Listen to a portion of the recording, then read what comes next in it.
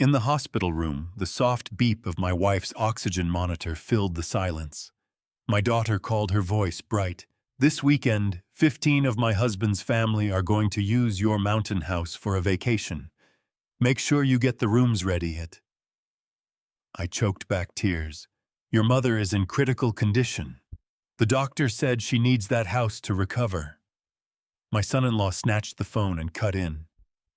"The plans are set, nothing is changing. Just leave the key for us." I was silent for a moment, then replied, "Fine." But when their caravan of cars pulled up on Friday afternoon, "Welcome to Dad's Revenge Stories.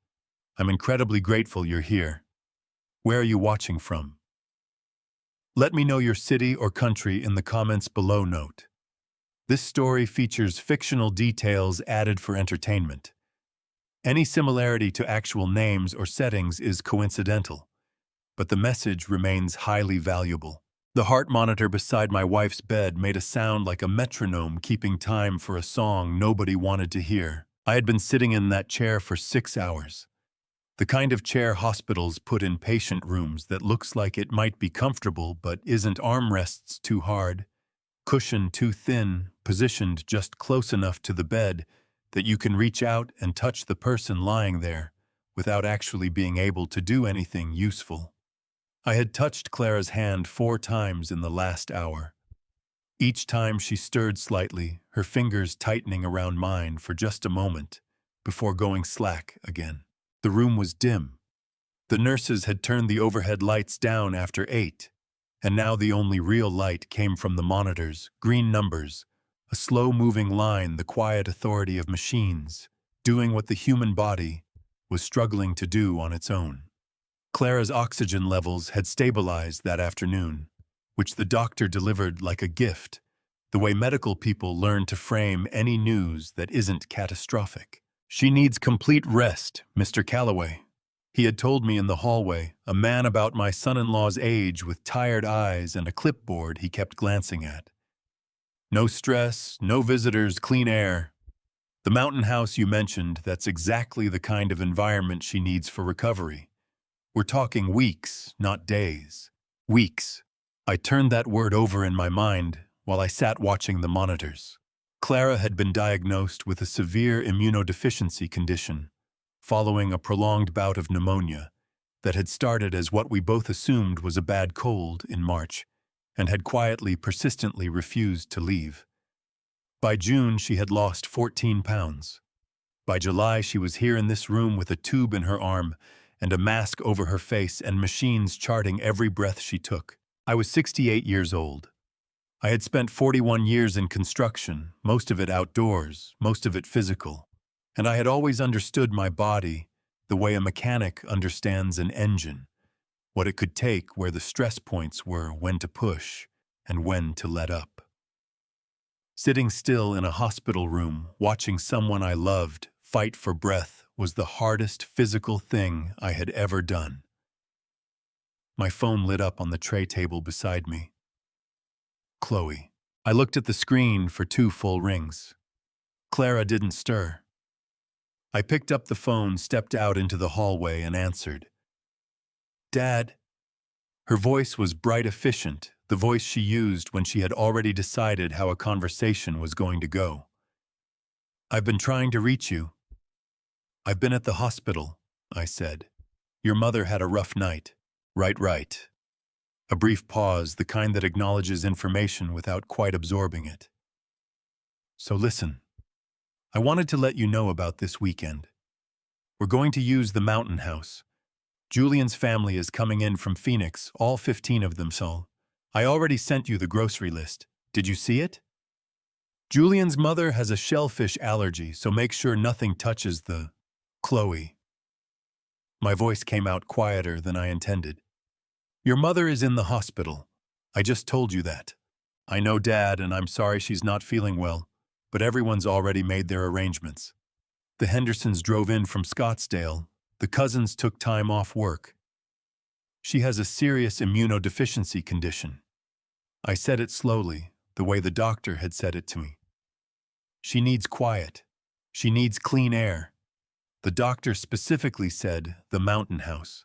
There was a shift on the line, A muffled sound movement, and then a different voice came on. Julian. My son-in-law's voice had a particular quality when he was annoyed, a tightening at the back of the throat that he never quite managed to control. Arthur. He said my name like a statement. Look, I understand Clara isn't feeling great, but we have 15 people with confirmed plans. Kids, elderly relatives, people who took vacation days. That doesn't just change because of my wife, I said, is lying in a hospital bed right now with a machine helping her breathe properly. That doesn't change anything.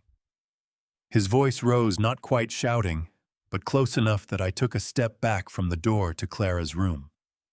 The plans are set. The groceries are ordered. You can leave a key with the neighbor if you don't want to be there yourself, but this weekend is happening.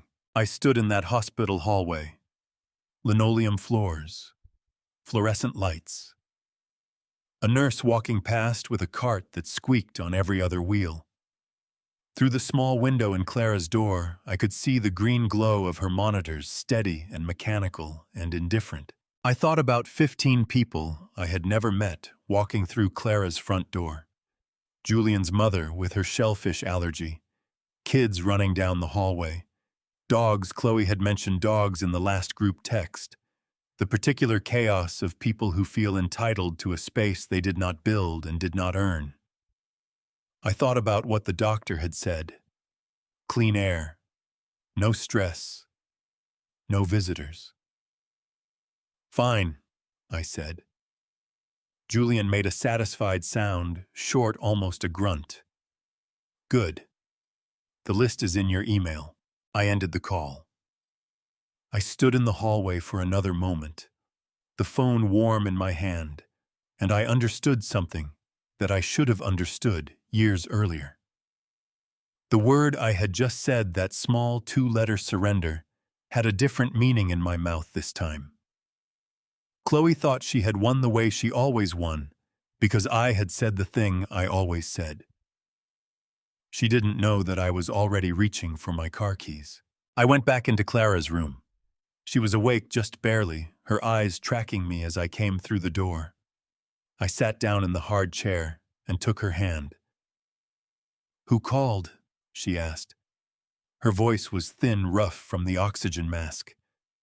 Chloe, I said. Clara looked at me for a moment. She didn't ask what Chloe wanted. After 31 years of marriage, she could read the set of my jaw the way I could read the monitors beside her bed. Arthur, she said quietly, whatever you're thinking about doing, get some rest, I told her. I squeezed her hand, once stood up and walked to the window.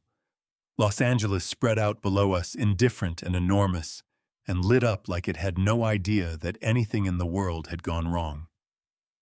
I had a 4-hour drive ahead of me. I wanted to be on the road before midnight. The 110 North was empty the way Los Angeles freeways only get after 11 at night. Wide open lanes, the occasional pair of headlights coming at you from the other direction. The city slowly thinning out as the exits got farther apart and the streetlights started spacing themselves, like they weren't sure they were needed anymore. I had the window cracked 2 inches. Not enough to be cold, just enough to keep me awake. The radio stayed off. I didn't want music and I didn't want talk radio, and I especially didn't want the kind of late-night AM programming that fills silence with other people's opinions. I had enough of my own to deal with. My phone sat face down on the passenger seat. It had buzzed 4 times since I pulled out of the Cedars-Sinai parking structure. I didn't need to look to know who it was. Chloe had never been comfortable with the word no, or in tonight's case with the complete absence of any word at all. Silence from me in her experience meant I was processing. It meant I would come around. It meant that by morning, everything would be sorted out the way she needed it to be sorted out. She wasn't wrong that I had always come around before. The transition from the 110 to the 210 East took me through Pasadena, where my sister Dot lived in the same house she'd bought in 1987 and refused to leave regardless of what the market did. I thought about calling her, decided against it. Dot went to bed at 9:30 and woke up at 5 and had very strong opinions about people who disrupted either end of that schedule. By the time I hit the base of the San Gabriel Mountains, the city was behind me, and the road had started doing what mountain roads do, narrowing, tilting, pulling the car into curves that required actual attention. The kind of driving that doesn't let your mind wander too far. But it wandered anyway. It went back to 2012. It almost always went back to 2012 when I tried to understand how things had gotten to where they were. Chloe was 22 that year, recently engaged to Julian, working a job in marketing that she described as temporary while she figured out what she actually wanted to do. She had called me on a Tuesday afternoon, which was unusual. She was more of a texter, had been since she got her first phone at 14. "Dad, I need to talk to you about the wedding budget." I had been on a job site in Burbank, a kitchen remodel, and I stepped outside to take the call. "What about it?" "Julian's family is contributing what they can, but it's not going to be enough for the venue we want. The place in Malibu." She paused the way she did when she was building toward something. "I was thinking about your car." I knew which car she meant. A 1969 Ford Mustang Fastback that I had bought in pieces from an estate sale in 1991 and spent 3 years putting back together in my garage. British racing green, which wasn't a factory color for that model, which was exactly why the previous owner had chosen it. Clara used to bring me coffee on Saturday mornings and sit on an overturned bucket watching me work. She called it my third child, even though we only had one. "What about it?" I asked, though I already felt the shape of where this was going. "It's worth a lot, Dad." I looked it up. You could get 60, maybe 65,000 for it in the current market. And you're not driving it anymore, it just sits in the garage. Julian and I just need about 8,000 to close the gap on the venue deposit. She said it the way she said most things, quickly, confidently, as though the logic was so clean that disagreement would be more about emotion than reason. And she wasn't wrong that I didn't drive it much. The knees made getting in and out of low cars a project, and I had the truck for everything practical. I sold the car 6 weeks later. $8,400 after the broker's cut, which I wrote as a check directly to the Malibu venue and handed to Chloe at Sunday dinner. She hugged me across the table and said, "I knew you'd come through, Dad." 3 weeks after the wedding, I ran into a former colleague at a supply warehouse in Glendale. He had seen the wedding photos on social media Chloe and Julian had posted extensively. He asked me how the honeymoon in Cabo had been. I told him I hadn't gone on the honeymoon. He looked confused. "I meant the resort, the whole group trip. Chloe posted about it for 10 days straight. Looked incredible, private villa boat tours, the whole thing." I drove home from that warehouse in a particular kind of quiet. The check I had written to the venue, the deposit for the wedding, had apparently been released back to Chloe once the venue booking was restructured. The money had gone to fund a luxury resort package in Cabo San Lucas for Julian's entire family. 14 people. 10 days. When I asked Chloe about it, she said, "Dad, you said you wanted us to be happy. Everyone being there made us happy." I hadn't known what to say to that, so I hadn't said anything. That was the first time. It was not the last. The sign for Mountain Road came up in my headlights, green reflective letters, 4 miles. I took the exit and felt the road pitch upward immediately, the engine downshifting, the temperature outside dropping 2 degrees in the space of half a mile. I cracked the window another inch and breathed in the night air coming off the pines. Clara loved that smell. She said it was the first thing that told her she was actually away from the city, that the week was really starting. She had grown up coming to this mountain with her parents. Every summer had learned to identify trees by their bark, and birds by their calls, and weather by the way the light changed over the ridge in the afternoon. The house had been hers since her parents retired to Fort Wayne 8 years ago, her name on the deed, her history in every room, her parents' furniture still in the guest bedroom, because she hadn't had the heart to change it. My family had been using it for 11 summers. I parked in front of the dark house and sat in the truck for a moment with the engine off. The silence up here had texture to it, whined in the trees, something small moving in the brush at the edge of the property, the tick of the cooling engine. No traffic, no sirens, no machines measuring anything. I got out, unlocked the front door with the key that had been on my ring for 8 years, and reached for the light switch. Then I took out my phone and found the number for Jim Riley, the best locksmith in the county, and sent him a text. Jim, need you at the Mountain House tomorrow morning, 7 a.m. if you can. It's important. I set the phone on the kitchen counter and looked around the room. Clara's coffee mug was still in the drying rack beside the sink, the one with the chipped handle she refused to throw away. A photograph of her parents on their wedding day was framed above the fireplace. I was going to need to make some calls in the morning. Clara's coffee mug in the drying rack was the first thing that broke something open in my chest. It was the one with the chipped handle blue glaze bought at a craft fair in Ojai, maybe 15 years ago, from a woman who made them by hand in her backyard kiln.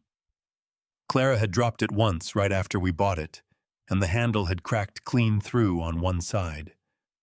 She repaired it with a thin line of food-safe epoxy and kept using it for 15 years because she said throwing away a perfectly good mug just because it wasn't perfect anymore was the kind of thing she refused to do.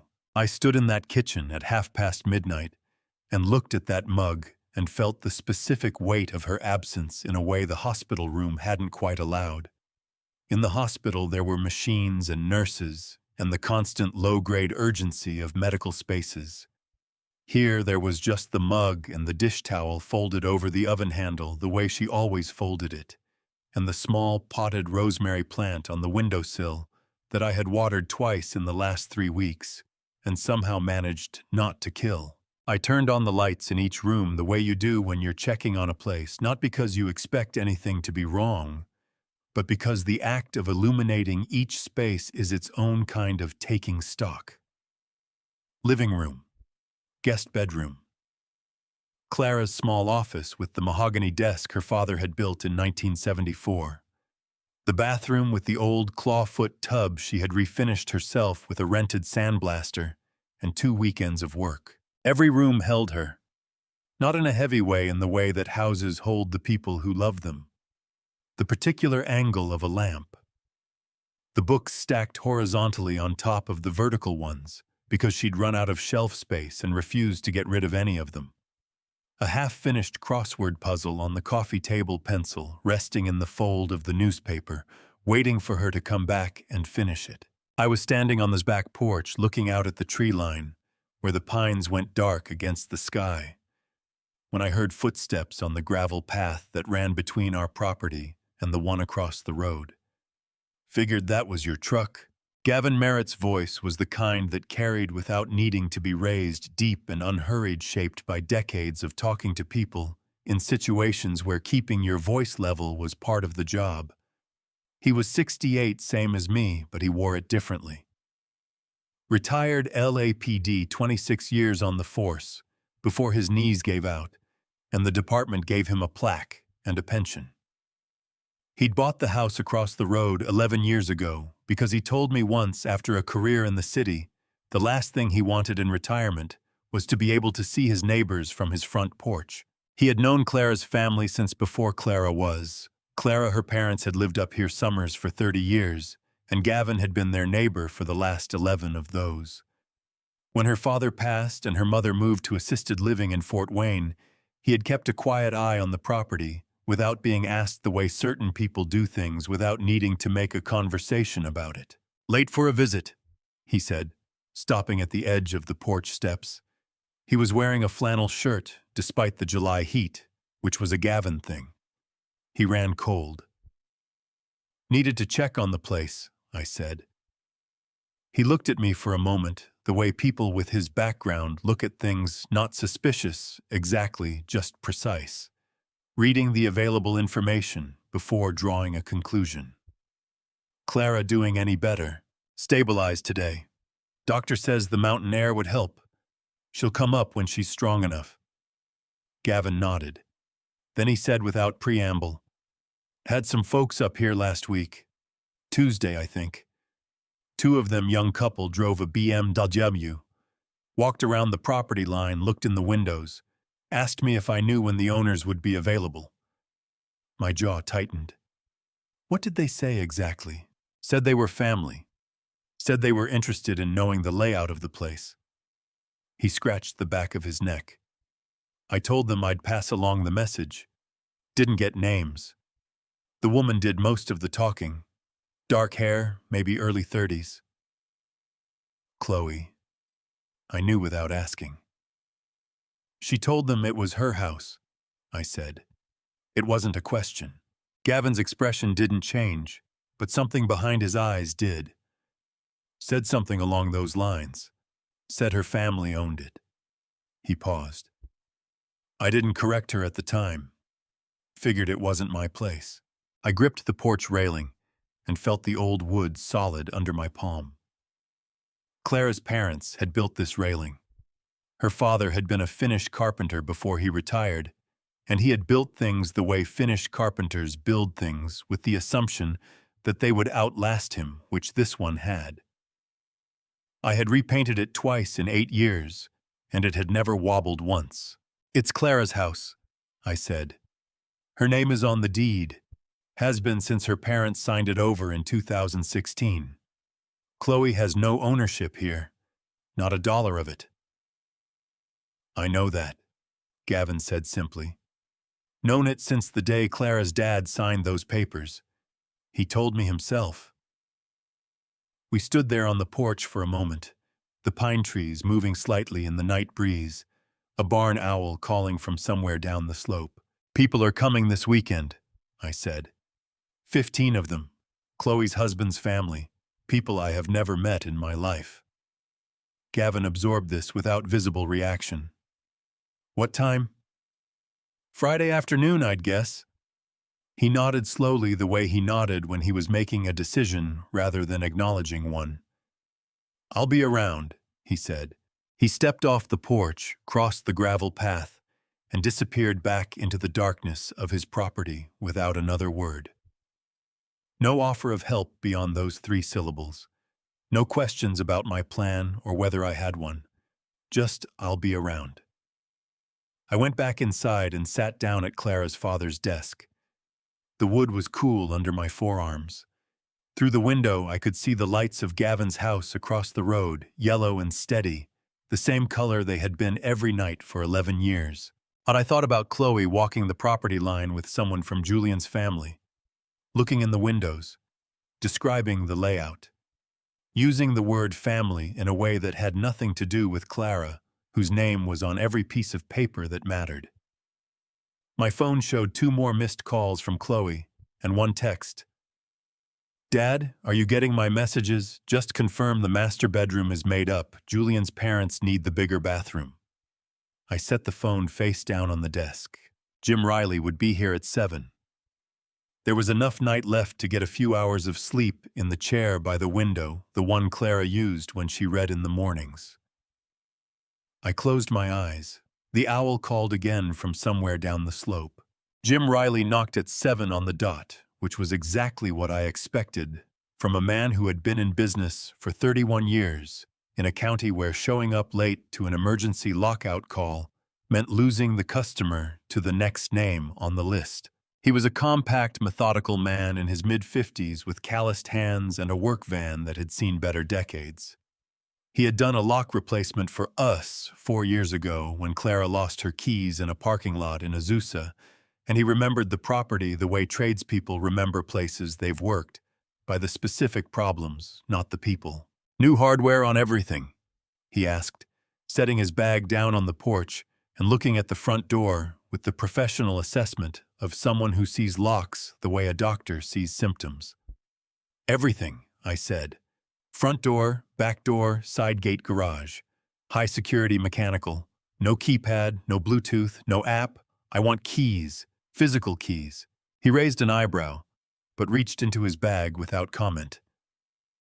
In my experience, good tradespeople don't ask why. They understand that a man standing on his own porch at 7 in the morning, asking for every lock changed, has already done his thinking. While Jim worked, I moved through the house with a purpose I hadn't felt in months. The refrigerator first, I pulled everything perishable and packed it into the cooler I found in the garage, the big blue one Clara used for the farmer's market in Pasadena. Leftover rotisserie chicken, a block of sharp cheddar, half a dozen eggs, 2 bottles of Riesling that Clara had been saving for a specific occasion that I now intended to make happen the moment she was well enough to enjoy them. The pantry next. I left the canned goods and the dry pasta and the things that could sit for weeks without consequence. I took the olive oil, the good coffee, the jar of local honey from the stand on Route 2 that Clara bought every summer without fail, because she said store honey tasted like an idea of honey rather than honey itself. I stripped the beds in the guest rooms, folded the quilts and stored them in the hall closet, moved the outdoor furniture from the deck into the garage because the forecast showed rain by Sunday, and I wasn't going to leave Clara's teak chairs out in weather for the benefit of people who had no business sitting in them. Through all of this, Jim moved quietly from door to door, the sound of his work, a steady percussion in the background, the particular metallic language of locks being disassembled, assessed, replaced. I was pulling the guest towels from the bathroom when the memory of 2020 arrived the way those memories always did, without announcement and without apology. It had been a Tuesday in late June when I came home to find Clara standing in the kitchen doorway with the particular expression she wore when she had discovered something that made her sad rather than angry, which was, I had learned over the years, always worse than anger. The house had been used. That was the only way to describe it. Used in the way that spaces get used when the people using them feel no particular obligation to the space or to anyone connected to it. Dishes left in the sink, not washed. A broken picture frame in the guest room that someone had placed carefully face down on the dresser as though that resolved the matter. Towels on the floor. The good casserole dish Clara had gotten from her mother, the blue Le Creuset that her mother had brought back from a trip to France in 1987, sitting on the stove with a burned residue on the bottom that had clearly been left to cool and then forgotten. Chloe had given her parents-in-law a key, not asked us, not mentioned it was happening. Simply reached into the drawer where we kept the spare and handed it to someone else's family, and said by implication that this house and everything in it was available for their use. When I confronted Chloe about it on the phone that evening, my voice steady with the effort of keeping it that way, she went from 0 to outrage in under 10 seconds. "Dad, I cannot believe you're making this into something. They needed a place to stay. You weren't using it. What was I supposed to do, tell them to get a hotel?" "Yes," I said. "That's exactly what you were supposed to do. You are being completely unreasonable." Her voice had climbed to the register she used when she felt cornered. "You're treating Julian's family like they're strangers. Chloe and Clara put you up to this, didn't she?" It wasn't a question, it was an accusation delivered with the particular precision of someone who had been waiting to use it. "She's never liked Julian's family, and now she's got you doing her dirty work and calling it principle." I had gripped the phone so hard, my knuckles went white. "Your mother found a burned pot on her stove and a broken frame in her guest room. Those are facts. They have nothing to do with who put me up to anything." "I'll replace the pot," Chloe said. "Problem solved." She didn't replace it. 6 months later, when Clara's mother asked about the Le Creuset, on a video call, Clara told her it had been a misunderstanding and changed the subject. I watched her do it, and understood, not for the first time, the particular kind of grace it took to protect people from things they didn't need to know. Mr. Calloway. Jim's voice pulled me back. He was standing in the hallway with a small craft paper envelope in one hand, the kind locksmiths use for new keys. He held it out. 2 sets, he said. Front, back, side, gate, and garage. New deadbolts on everything grade 1 hardware rekeyable cores. Nobody's getting in without one of these. He paused. Old codes are wiped. If there were any spare keys floating around out there, they're no good now. I took the envelope. It was lighter than it looked. What do I owe you? He named a number, and I wrote him a check on the spot, using the kitchen counter as a desk. He tore off his copy of the receipt, tucked it into his clipboard, and picked up his bag. You need anything else while I'm up here? He asked at the door. No, I said. This is everything.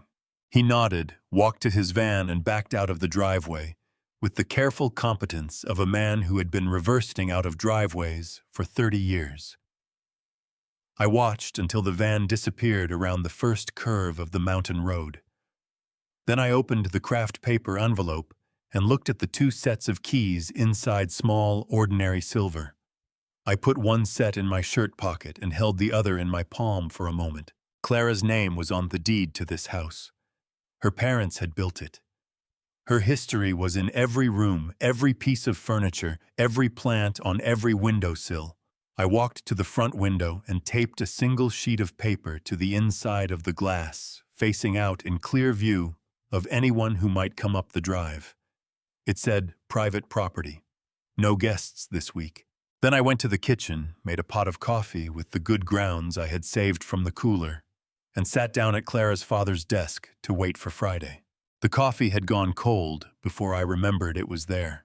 I had been sitting at Clara's father's desk for the better part of an hour, watching the morning light move across the floorboards, the way it does at altitude sharper than city light, more deliberate, like it means something. The house was quiet in a way that felt different from the quiet of the night before. The night before had been the quiet of waiting. This was the quiet of having already decided. Clara had said something to me 3 days before she was admitted. We had been sitting on the back porch of our house in Los Angeles, the one in Eagle Rock, and she had been watching the neighbor's jacaranda tree lose its last purple flowers onto the driveway. She was already tired in those days, the kind of tired that sleep didn't fix, that sat behind her eyes and in the corners of her mouth, and made her move carefully, like she was conserving something. If you ever need to see things clearly, she had said, not looking at me, look in the left drawer of my desk, at the mountain house. I had asked her what she meant. You'll know when you need it, she said. And then the neighbor's dog had barked at something, and the moment had passed, and I hadn't thought about it again until right now, sitting at that desk, with cold coffee and a Thursday morning stretching out ahead of me. The left drawer opened with the slight resistance of wood that swells in summer humidity. Inside, beneath a folder of utility receipts and a spare key to the garden shed, was a composition notebook. The kind with the black and white marbled cover that used to cost 49 cents at Kmart and now cost $4 at Target and hadn't changed in any way that mattered. Clara had taped a piece of blue painter's tape across the front and written on it in her precise, unhurried handwriting, Household Record 2009 to present. I opened it. The first pages were ordinary enough appliance warranties, contractor contacts, the name and number of the plumber who had fixed the water heater in 2011 and done it right the first time. Paint colors for every room noted by brand and code. The kind of practical domestic record-keeping that Clara had always been better at than me. And then about a third of the way through, the entries changed. March 2012. Arthur sold the Mustang. Proceeds approximately $8,400. Transferred to Chloe for wedding venue deposit per her request. Venue later refunded deposit funds redirected to Cabo Resort package for Julian's family. Arthur not informed until afterward. My chest tightened. I kept reading. November 2013, $6,200. Chloe. Emergency car repair. New car purchased 2 months later. June 2014, $12,000. Chloe and Julian. Gap in lease deposit will repay within 6 months. Not repaid. February 2016, $18,500. Chloe down payment assistance on Glendale condo. Arthur worked 3 consecutive weekends to cover shortfall in our own account. We canceled the Santa Fe trip. I stopped at that one. The Santa Fe trip. We had been planning it for 8 months. Clara had bought a guidebook and flagged 37 pages with sticky notes. She had looked up a pottery class outside Taos that she wanted to take. I had made a reservation at a place in the hills that had a porch facing west, because Clara liked to watch the sun go down from high ground. We had canceled it in a single phone call, transferred the money, and never rescheduled. I turned the page. August 2017, $9,800. Julian's business, short-term bridge loan, 60 days. Repaid after 8 months, no interest.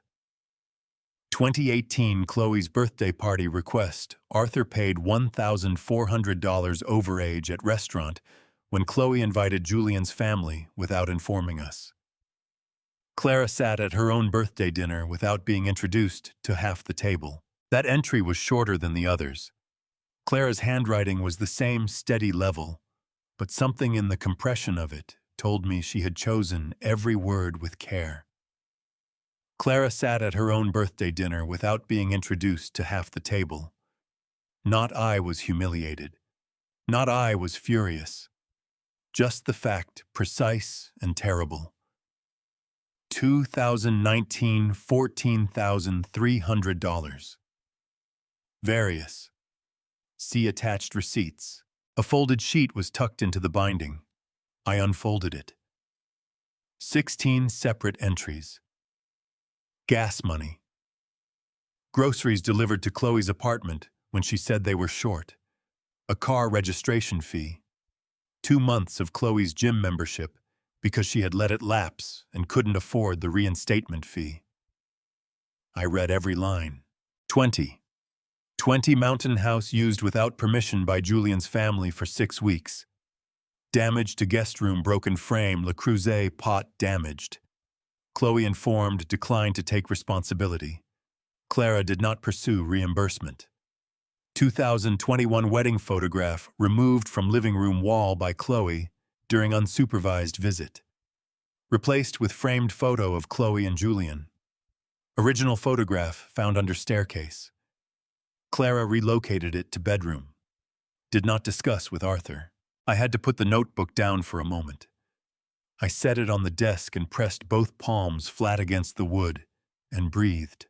Outside the window, a scrub jay landed on the porch railing, looked at me with the aggressive confidence that scrub jays bring to every situation, and flew off.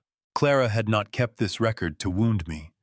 I understood that as clearly as I had ever understood anything about her. She was not a woman who stored grievances like weapons. She was a woman who understood that clarity was a form of kindness, that someday I would need to see the shape of things, without the fog of my own avoidance, and when that day came I would need something more reliable than memory. She had been right. I had needed it. And she had known, even from a hospital bed, that this was the week. I picked the notebook back up and turned to the last entry. Running total as of July 2024, $180,000 approximate. Does not include Arthur's unpaid labor or the value of properties and opportunities foregone. And then in slightly different ink, as though written at a separate sitting, I kept this because I love you. Not to hurt you, not to be right. Because someday you might need to see clearly, and I wanted to make sure you could. My throat tightened so fast it surprised me. 68 years old, and a sentence written in blue ink by my wife's careful hand could still do that. I closed the notebook. I put it in my shirt pocket over my heart, the same place I had put the keys. My phone buzzed on the desk. A text from Chloe.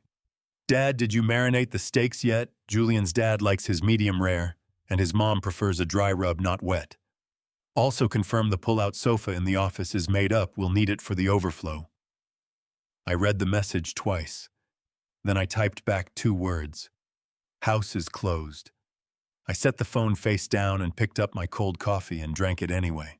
There are things a person carries without knowing they are carrying them. I sat at that desk with the blue notebook still warm from my shirt pocket, and understood that Clara had been carrying something for a long time. Not bitterness, that wasn't her nature. Something more like patience with a very long fuse. She had watched and recorded and waited, and when the moment came, she had placed the evidence where I would find it, in the quiet of a mountain morning, with enough distance from the hospital room to finally see straight. I thought about the last time I had seen her truly frightened. It was a Thursday in late June.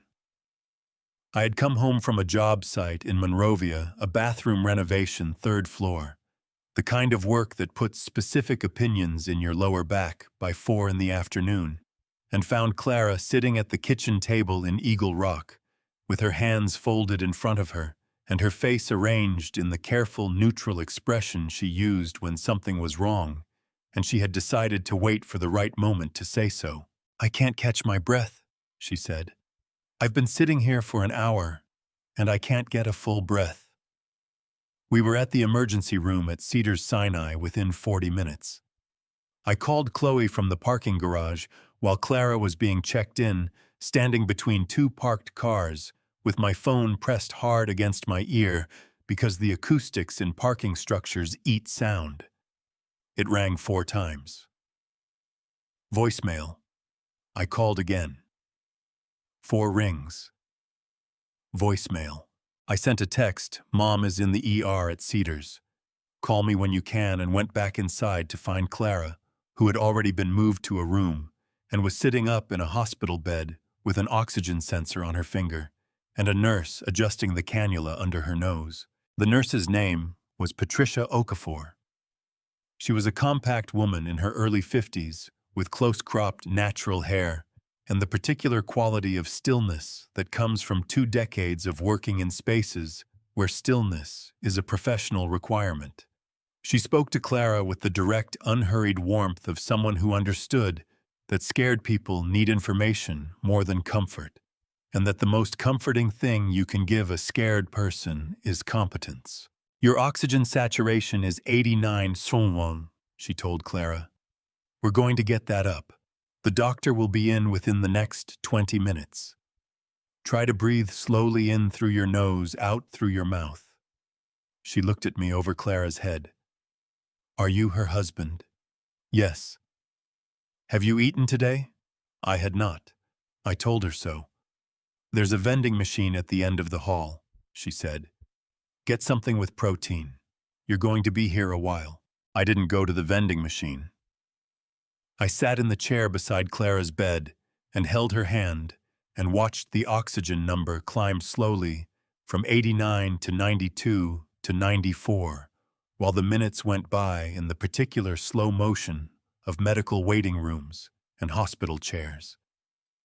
2 hours after my first call, my phone buzzed. "Chloe, at the spa with Julian's sisters, what's up?" I stared at that message for longer than it deserved.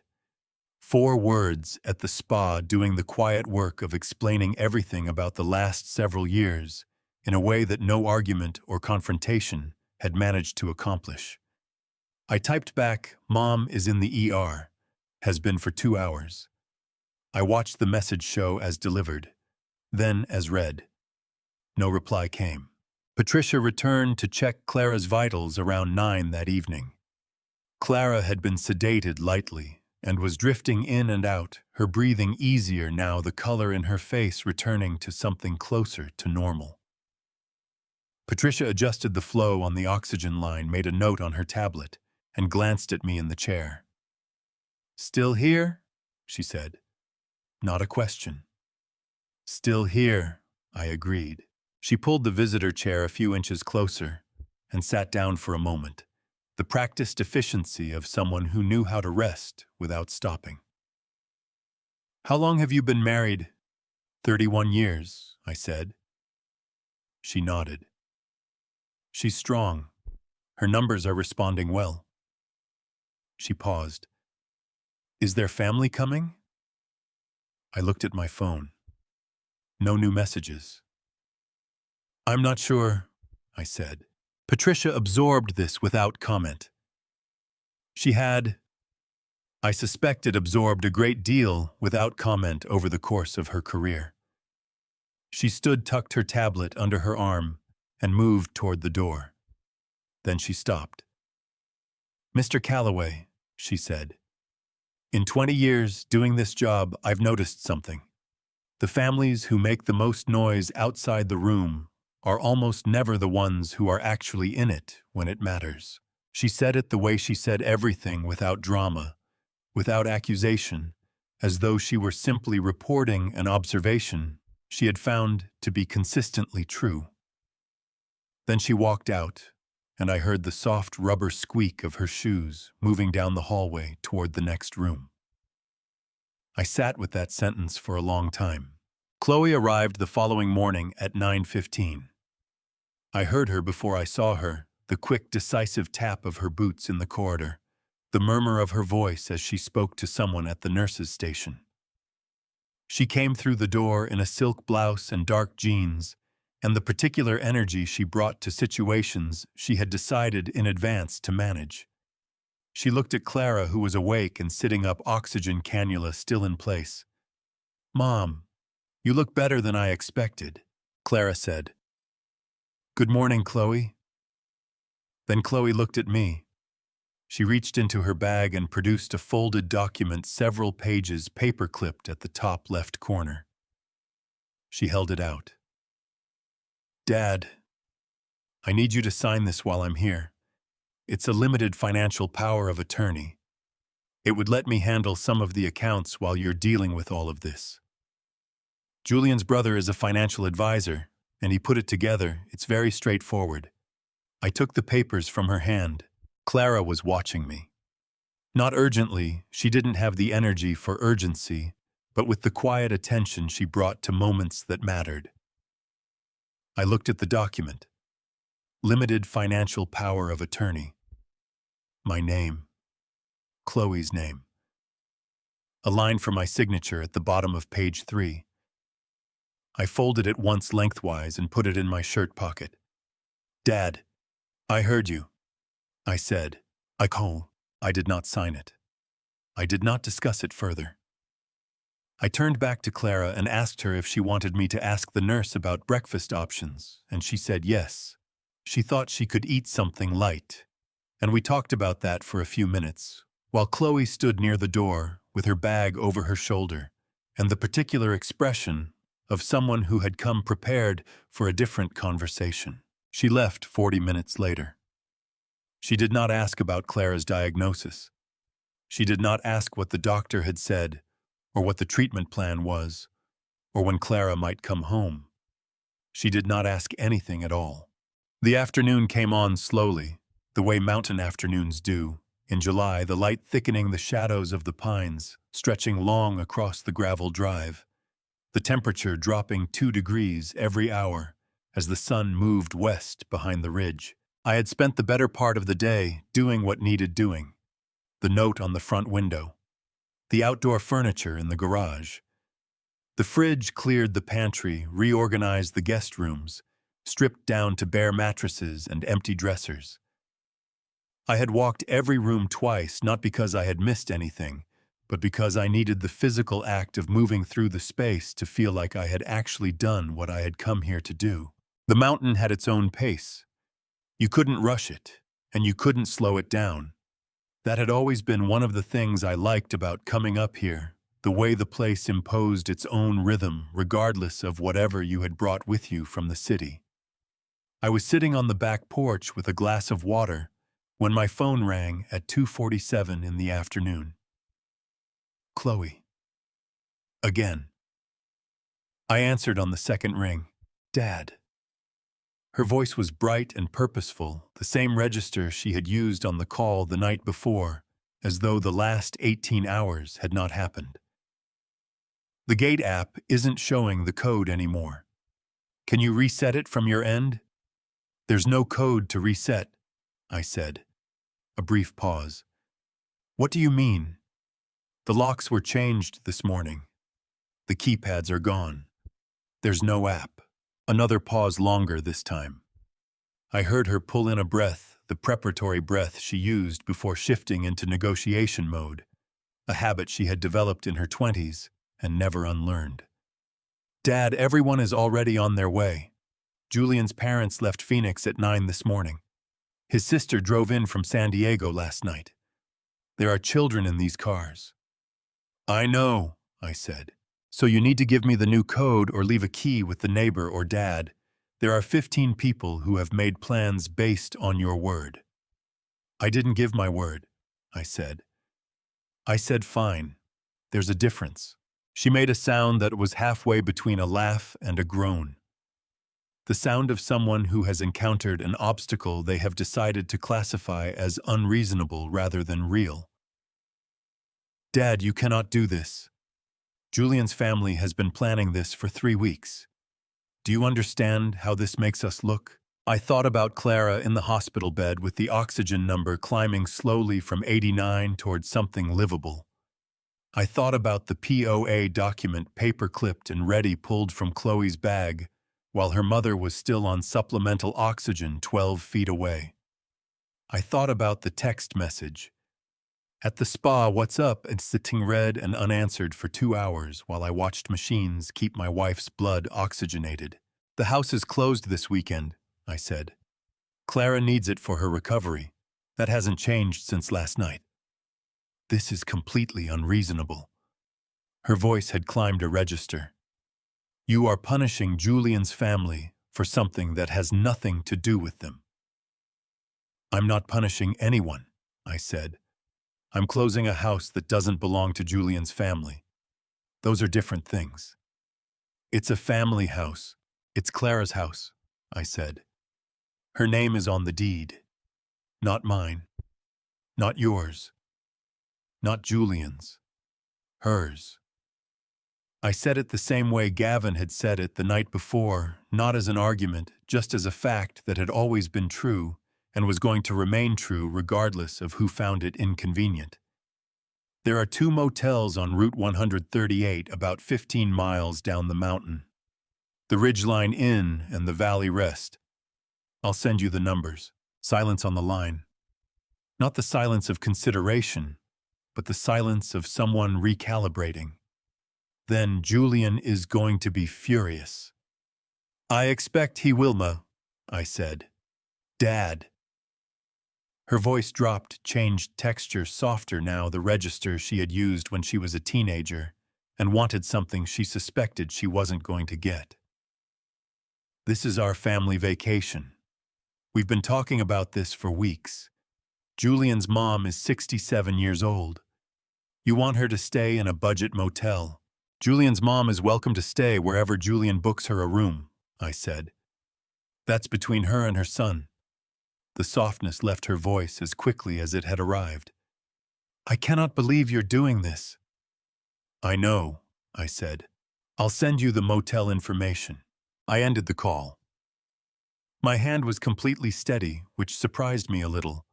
I had expected some physiological reaction, the dry mouth, the elevated pulse, the low-grade nausea that had always accompanied conflict with Chloe, going back to arguments in the kitchen in Eagle Rock when she was 16 and I was 42, and somehow still coming up short. None of that arrived. There was just the afternoon air and the sound of a woodpecker working on something up in the pines, and the particular clarity of having said a thing I had needed to say for a long time. I sent 2 text messages. The first was to Chloe the names and numbers of the Ridgeline Inn and Valley Rest, just as I had said I would. I pulled the blue notebook from my shirt pocket. Clara's handwriting on the last page, words I had read Thursday morning that had taken something apart in my chest. and put it back together differently. I didn't open it again. I already knew what it said. I thought about the year 2022, December 24th. Clara and I had been sitting in this same house, she at the kitchen table, with a cup of tea, me on the back porch, watching the winter sky go dark over the ridge. We had set 2 extra places at the table. We had made a pot roast and a green bean casserole and a pie from the apples in the basket on the counter. We had waited until 8:30 before Clara quietly got up and put the extra plates back in the cabinet without saying anything about it. At 9:45, she opened Instagram on her phone to show me a story Chloe had posted 2 hours earlier. The whole group, Julian's parents, his sisters, 3 cousins, assorted children, gathered in a rented house in Palm Springs. String lights over a patio. Someone had made sangria. The caption read, "Real family vibes." Clara had set her phone down on the table and looked at me. Her eyes were dry. She wasn't angry, she had already moved past anger to something quieter and more permanent. She said, "Arthur, I think I'd like to go to bed." I had washed the extra dishes alone in the kitchen and told myself it wasn't what it looked like. But I had known, standing at that sink with the water running hot over my hands, that I was lying to myself. And I had done it anyway, because the alternative, admitting what I had let become normal, was harder than the lie. That was 2 years ago. I was done lying to myself. I looked out at the mountain road. Down the slope, somewhere beyond the first curve, I could hear the distant sound of tires on gravel, a sound that carried up through the pines on a still afternoon, with the particular clarity of high altitude. They were coming. I had driven back down to Los Angeles by 4 that morning. There was no reason to stay on the mountain through Friday. Everything that needed doing had been done. The locks were changed. The note was in the window. The house was as closed as a house can be closed. And Clara was in a hospital bed 40 miles south with machines doing work her body hadn't figured out how to do on its own yet. That seemed like the more important place to be. She was awake when I got back to Cedars-Sinai just after 9. Patricia was finishing her morning rounds and gave me a small nod when I came through the door, the nod of someone who had expected me to return and was not surprised to see it confirmed. Clara had her reading glasses on and was attempting the crossword in the newspaper someone had left on the windowsill, which I took as a good sign. "You went up to the house," she said. Not a question. "I did," I said. She looked at me over her reading glasses for a moment, the way she did when she was assessing something. And everything is taken care of." She held my gaze for another second, then looked back down at her crossword. "Okay," she said. That was all. 31 years of marriage meant she understood what okay meant between us, and it meant more than the word itself. I sat in the chair beside her bed, and we spent the morning that way, her working the crossword, me reading the news on my phone, the monitors keeping their steady account of everything. It was in its own strange way one of the quieter mornings we had spent together in a long time. At 3:17 in the afternoon, my phone buzzed with a motion alert from the doorbell camera I had installed at the mountain house 2 days earlier. I opened the app. The camera's field of view covered the front drive and the gate, and what it showed me was this: a black SUV pulling through the open gate. I had left the gate itself unlocked, only the house was secured, followed by a silver minivan, followed by a white pickup truck, towing a small trailer stacked with folding chairs, a portable grill, and 2 large coolers with bungee cords across the lids. 15 people got out over the next 4 minutes. I watched it happen on a 6-inch screen while sitting in a hospital room in Los Angeles. Julian came out of the passenger side of the SUV first. He was a tall man, early 40s, with the particular physical confidence of someone who had never had serious reason to doubt himself. He walked straight to the keypad beside the front door and began entering numbers. When nothing happened, he stepped back, looked at the pad, and entered a different sequence. Then another. His father, a heavy-set man in a polo shirt, who moved with the deliberate pace of someone whose knees had opinions, came up beside him and said something.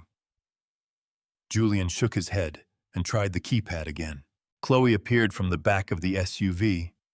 She had her phone to her ear, calling me presumably since my phone buzzed in my hand at that exact moment. I watched her on the camera screen while the call rang unanswered on my actual phone. She pulled the phone away, looked at it, put it back to her ear. I did not answer. More people were unpacking now. Julian's mother, a small, brisk woman in a sun hat, had already organized 3 children into a line to carry bags from the minivan to the front porch, apparently operating on the assumption that access to the house was a matter of minutes rather than a matter of impossibility. 2 dogs on leashes were pulling their handlers toward the tree line at the edge of the property. Someone had brought a portable Bluetooth speaker, and it was playing something with a lot of bass that the doorbell microphone picked up as a thin, tinny pulse. Julian walked the perimeter of the house. I watched him try the back door, which was locked, the side gate to the garage, which was locked, a ground floor window that had never latched properly. Clara had been meaning to have it fixed for 2 summers, but which I had secured with a wooden dowel in the track that morning before I left. He came back around to the front and spoke to Chloe. I could not hear the conversation, but I could read it in his posture, the set of his shoulders, the way his hands moved when he gestured toward the front door and then toward the note in the window. The note. I watched Julian lean forward and read it. Then he straightened up and his posture changed completely. My phone rang again. I watched Chloe make the call on the camera while it rang in my hand. Clara looked up from her crossword. "Arthur, what are you watching?" I turned the phone so she could see the camera feed. She looked at it for a long moment. The full driveway, the people milling around with their luggage and their dogs and their folding chairs, Julian standing in front of a locked door, reading a note that said, "Private property." Clara set her crossword on the blanket over her lap. She looked at the screen, and then she looked at me and said, "How many people did she say were coming?" 15, I said. Clara looked back at the screen. One of the children, a boy of maybe 7, had wandered to the edge of the porch and was sitting down on the top step with his chin in his hands, apparently having concluded that whatever was happening with the adults was going to take a while. "That poor kid," Clara said. "Yeah," I said. She handed the phone back to me. Then she reached over and took my hand, her grip still strong, despite everything, the grip of a woman who had refinished a clawfoot tub with a rented sandblaster and planted and maintained a garden at altitude for 11 summers. On the camera screen, Julian had taken out his own phone. I could see him typing something, a text to me probably, or a call he was about to make. Across the road, the lights in Gavin's house were on. Then Gavin's front door opened. Gavin crossed the road, the way he did everything, without hurry, without announcement, with the particular economy of movement that comes from spending 26 years in situations where unnecessary motion draws unnecessary attention. He was wearing the same flannel shirt he'd had on Thursday night, which on another man might have suggested he hadn't been to bin, but on Gavin suggested only that he owned several identical flannel shirts and cycled through them without sentiment. He had a manila envelope under one arm and his hands in his pockets, and he walked straight up the gravel drive without acknowledging any of the 15 people standing in it, the way a man walks through a room he has every right to be in. I watched all of this on the camera feed from Clara's hospital room. The audio on the doorbell camera wasn't perfect. It caught ambient sound and fragments of conversation filtered through digital compression and transmitted 400 feet to a cell tower, and then 40 miles south to a 6-inch screen, but it was enough. Julian stepped forward to intercept him. He had the posture of a man who had decided to be reasonable as a first resort, and had reserved other options for later. Excuse me, do you live nearby? Across the road, Gavin said. 11 years. Do you have a key to this property? We're having some trouble with the lock system. No, Gavin said. He stopped walking, which put him at the edge of the front pathway, the stone path that Clara's father had laid in 1979, one flagstone at a time over the course of a summer, which I knew because Clara had told me, and Clara remembered everything her father had built. Arthur came up yesterday. He handled the locks himself. Chloe had materialized beside Julian. Up close, she looked the way she always looked when plans were not going according to plan, the particular tight arrangement of her expression that was not quite anger and not quite panic, but contained elements of both. He changed the locks without telling us.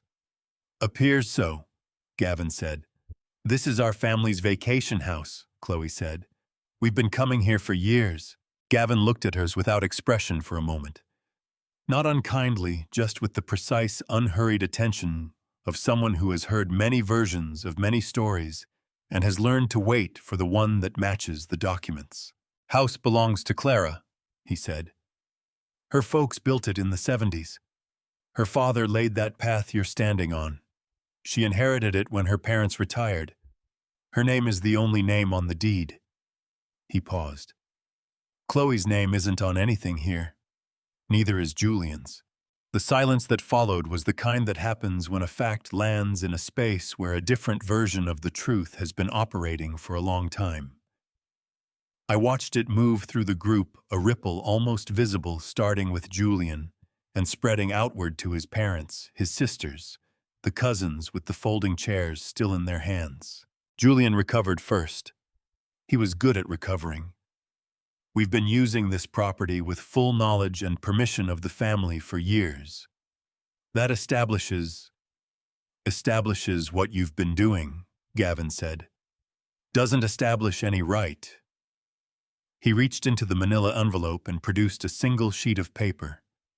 Clara's father showed me the deed when he signed it over to her in 2016. I've kept a copy because that's the kind of thing I keep. He held it out. You want to read it? Go ahead. Julian took the paper. He read it. His jaw tightened in a specific way that told me he had understood it and was now deciding whether to dispute it or absorb it. He handed it to Chloe, who read it more quickly and handed it back. This doesn't mean Arthur can just... Julian put his hand on her arm.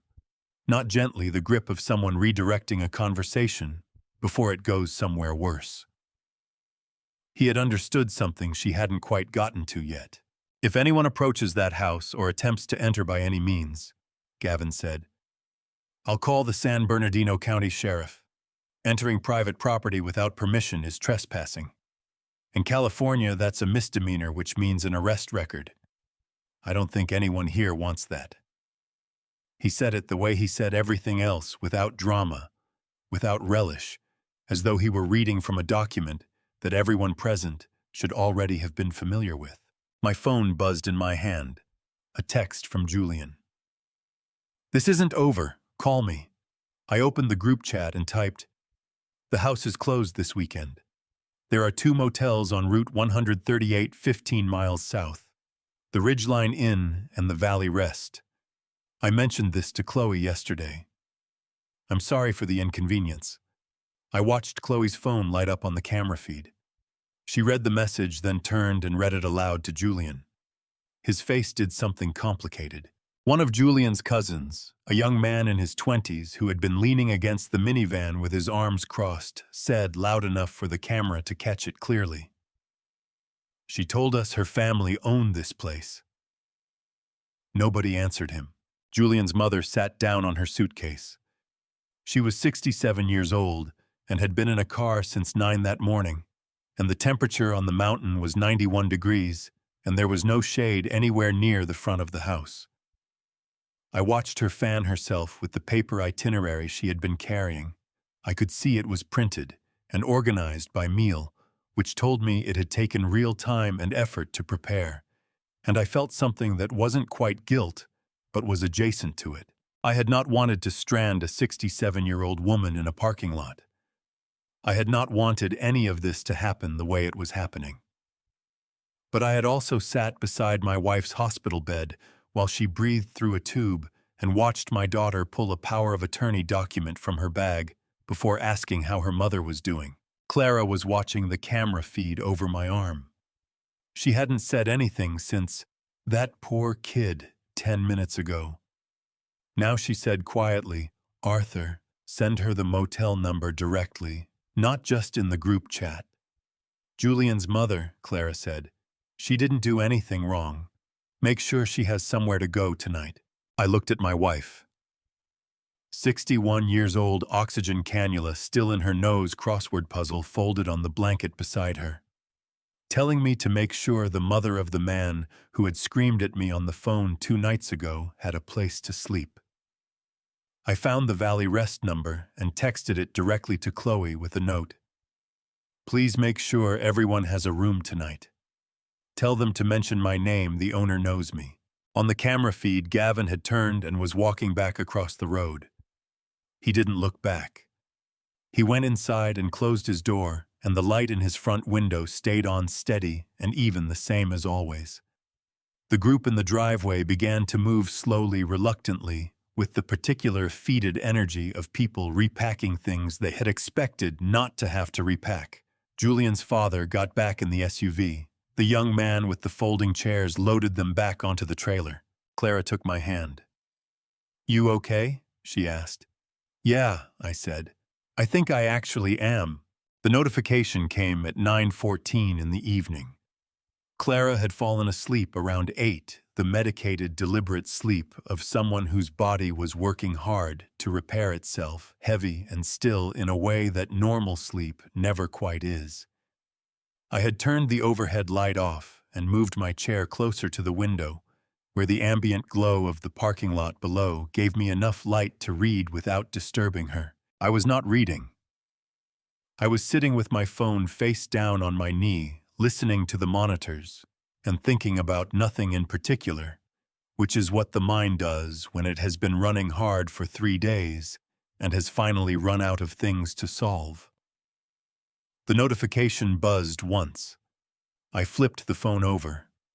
A cousin I hadn't spoken to in 4 years had tagged me in a comment on a post. I tapped through. Chloe's profile. A post from 40 minutes ago, which meant she had written it from the road, or from whatever motel room Julian had booked on Route 138. The post read, "My father changed the locks on our family vacation home and turned away 15 people, including elderly relatives and young children, because of a personal dispute. We drove 5 hours. The kids were in the car since morning." Some people forget what family means when they find new priorities. Prayers for everyone involved. No mention of Clara's diagnosis. No mention that the house belonged to Clara. No mention that I had given notice the night before. No mention of the 2 motel options I had texted. No mention of the power of attorney document in the hospital room, or the 2 unanswered phone calls the day Clara went to the emergency room, or 11 years of a vacation house that had never been hers to offer. Just some people forget what family means when they find new priorities. The comments were already running. 43 of them in 40 minutes. I scrolled without meaning to. That's heartbreaking. Family should come first. Some men change completely when they remarry. So sad. Praying for you, Chloe. You deserve better. An aunt I genuinely respected, a woman named Dorothy, who had sent me a card every birthday for 30 years and taught Sunday school in Riverside, had written, "I'm so sorry, sweetheart." Couldn't this have been handled differently? I stared at that one for a long time. The old pull arrived right on schedule, the same gravitational force that had been operating in my life for as long as I could remember. The one that said, "Make it stop, smooth it over, fix it, apologize, open the door, let them in, keep the peace." It was so familiar, it felt almost like comfort. I knew exactly what to do with it. I had been doing it for decades. I opened the comments box and started typing a reply to the post. I got 4 sentences in explaining Clara's diagnosis, explaining the notice I had given, explaining the house belonged to Clara before I stopped and read what I had written, and understood that I was about to make my wife's medical condition the subject of a Facebook comment section at 9 o'clock on a Friday night. I deleted the draft. I thought about opening the beach house for the following weekend instead. Just sending the code, letting it go. The image of Clara's face when I told her she could go to the mountain house to recover the particular quality of relief in her eyes, the way her whole body had seemed to exhale arrived, and made that thought difficult to hold for very long. The door to the room opened, Patricia making her late rounds, moving with the same unhurried efficiency she brought to every hour of the day, regardless of what the clock said. She checked the monitors, noted something on her tablet, adjusted the flow rate on Clara's IV line. Then she looked at me in the chair by the window, with my phone in my hand, and whatever was on my face. "You look like a man who just read something he wishes he hadn't," she said. "My daughter posted something online." Patricia made a small sound that was not quite a word. The sound of someone who has heard this sentence or a version of it more times than she could count. She pulled the rolling stool from the corner of the room and sat down on it, which was unusual. She typically stood. "People say things when they're embarrassed," she said. "Especially when they're embarrassed in front of an audience they were trying to impress." She said I forgot what family means, I said. Patricia looked at me steadily. "And what do you think?" I looked at Clara, the blanket rising and falling, the numbers on the monitor steady and incrementally better than they had been 3 days ago. The crossword puzzle still folded on the nightstand pencil, resting in the crease 6 letters for unwavering, still blank in the top right corner. "I think I'm exactly where I'm supposed to be," I said. Patricia nodded once. "Then you have your answer." She stood, replaced the stool, and moved toward the door. At the threshold, she stopped the way she had a habit of doing the afterthought that wasn't actually an afterthought. "Mr. Calloway," she said, "I've watched a lot of people make decisions in this hospital. The ones who are doing it right usually aren't the loudest ones in the room, and they're almost never the ones posting about it at 9 o'clock on a Friday." She paused. "Get some sleep if you can. Clara's going to need you clear-headed tomorrow." She left. The door settled shut behind her with the soft, pneumatic click of hospital doors that are engineered not to slam. I sat for another 10 minutes with the phone in my hand. Then I turned it off completely, not silent, not do not disturb, but fully off the screen, going black and staying black. I set it on the windowsill beside the plastic cup of water the evening nurse had left. Clara murmured something in her sleep. Not words, just sound the kind people make when they're dreaming somewhere comfortable. I pulled my chair a few inches closer to her bed. Outside Los Angeles was doing what it always did, moving lit, indifferent to individual trouble. Somewhere on Route 138, 15 people were checking into budget motel rooms and unpacking bags they had expected not to have to unpack until Sunday. And here in this room, the monitor beeped its steady count. I closed my eyes. I turned my phone back on at 6:15 Saturday morning, sitting in the hospital chair, with a cup of coffee I had gotten from the machine at the end of the hall, the kind of coffee that costs $1.75 and tastes like the idea of coffee filtered through a paper cup that isn't quite the right size. The screen populated slowly. 17 missed calls, 42 text messages, 3 voicemails. I did not listen to the voicemails. I did not read the texts. I scrolled through the missed call list the way you check the damage after a storm, not to fix anything, yet just to understand the scale of it. Chloe. Julian. Three numbers I didn't recognize, which meant relatives who had gotten my number from someone and decided tonight was the right time to use it. My cousin Gerald, who lived in Fresno, and had strong opinions about family loyalty that he typically reserved for situations that didn't affect him personally. And Dot twice, once at 10:45 the night before, and once at 5:58 this morning, which meant she had been awake before 6 on a Saturday, which meant she was concerned in the specific way that Dot was concerned about things, which was seriously. Clara was still asleep. The morning shift nurse, a young man named Tyler who moved through his rounds with the quiet efficiency of someone who had learned not to disturb sleeping patients, came in at 6:30, checked the monitors, gave me a small nod that said everything was stable, and left without a word. I drove up to the mountain house at 8.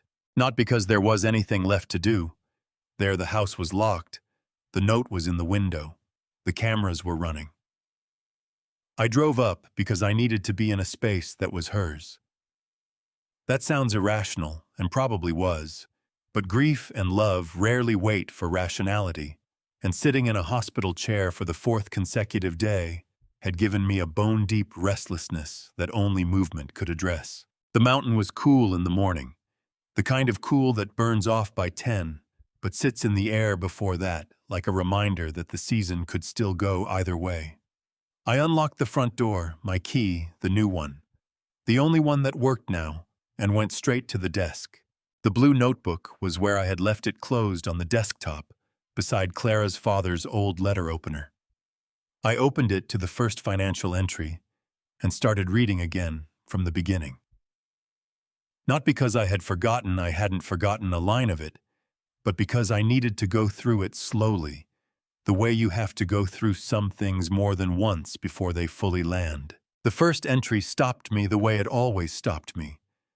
Not the number $8,400, but what the number represented. 3 years of Saturday mornings in the garage.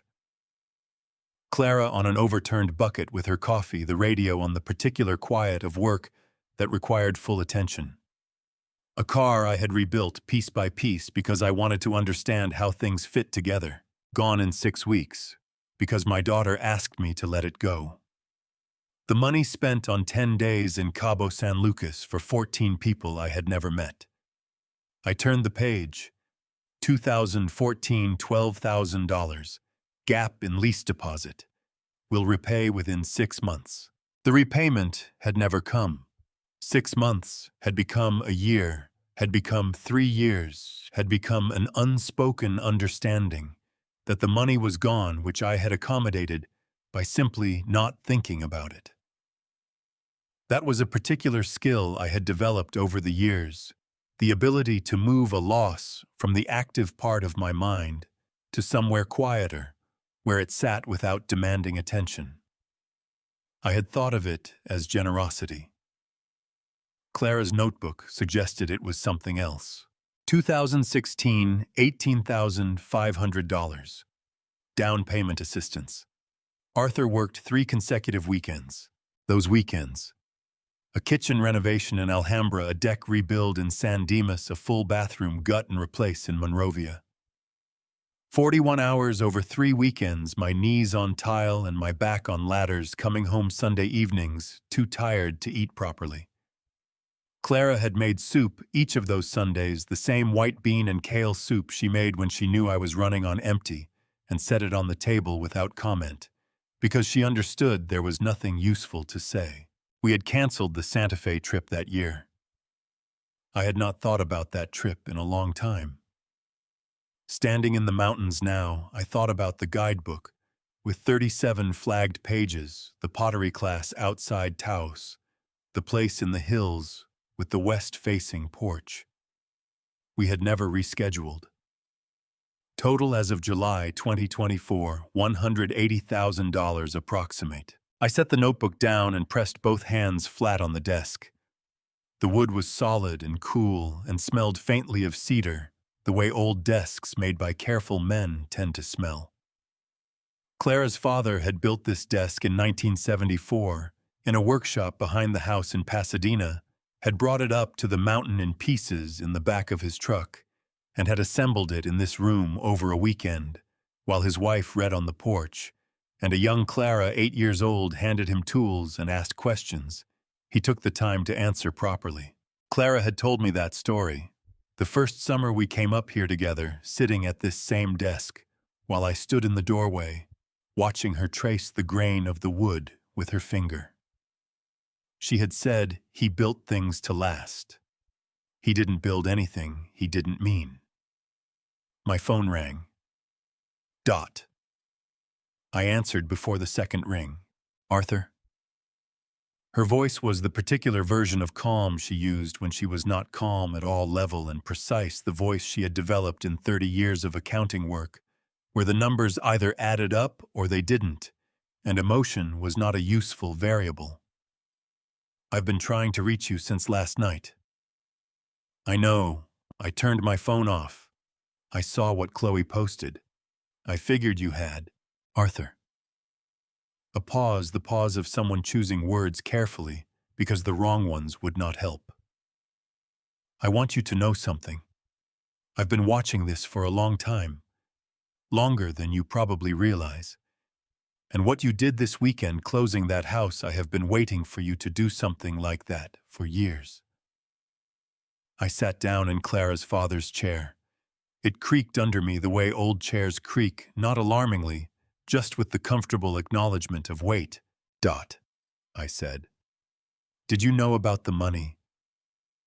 A silence that told me everything before she answered. I knew some of it. Not the total. I didn't know about the Mustang until just now, when Chloe's post mentioned it indirectly. Another pause. Arthur, I tried to say something to you years ago. More than once. About Chloe, about the pattern I was seeing. You told me I didn't understand the situation. I remembered. 2017, Dot's kitchen in Pasadena, her sitting across the table from me with a cup of tea, and the careful expression of someone about to say something they'd rehearsed. I had told her she didn't understand. I had driven home that evening and told Clara that Dot was being difficult, and Clara had not agreed or disagreed, just handed me a glass of water and said she was tired and was going to bed. Clara had understood. Clara had always understood. She had just been waiting for me to get there myself. You were right, I told Dot.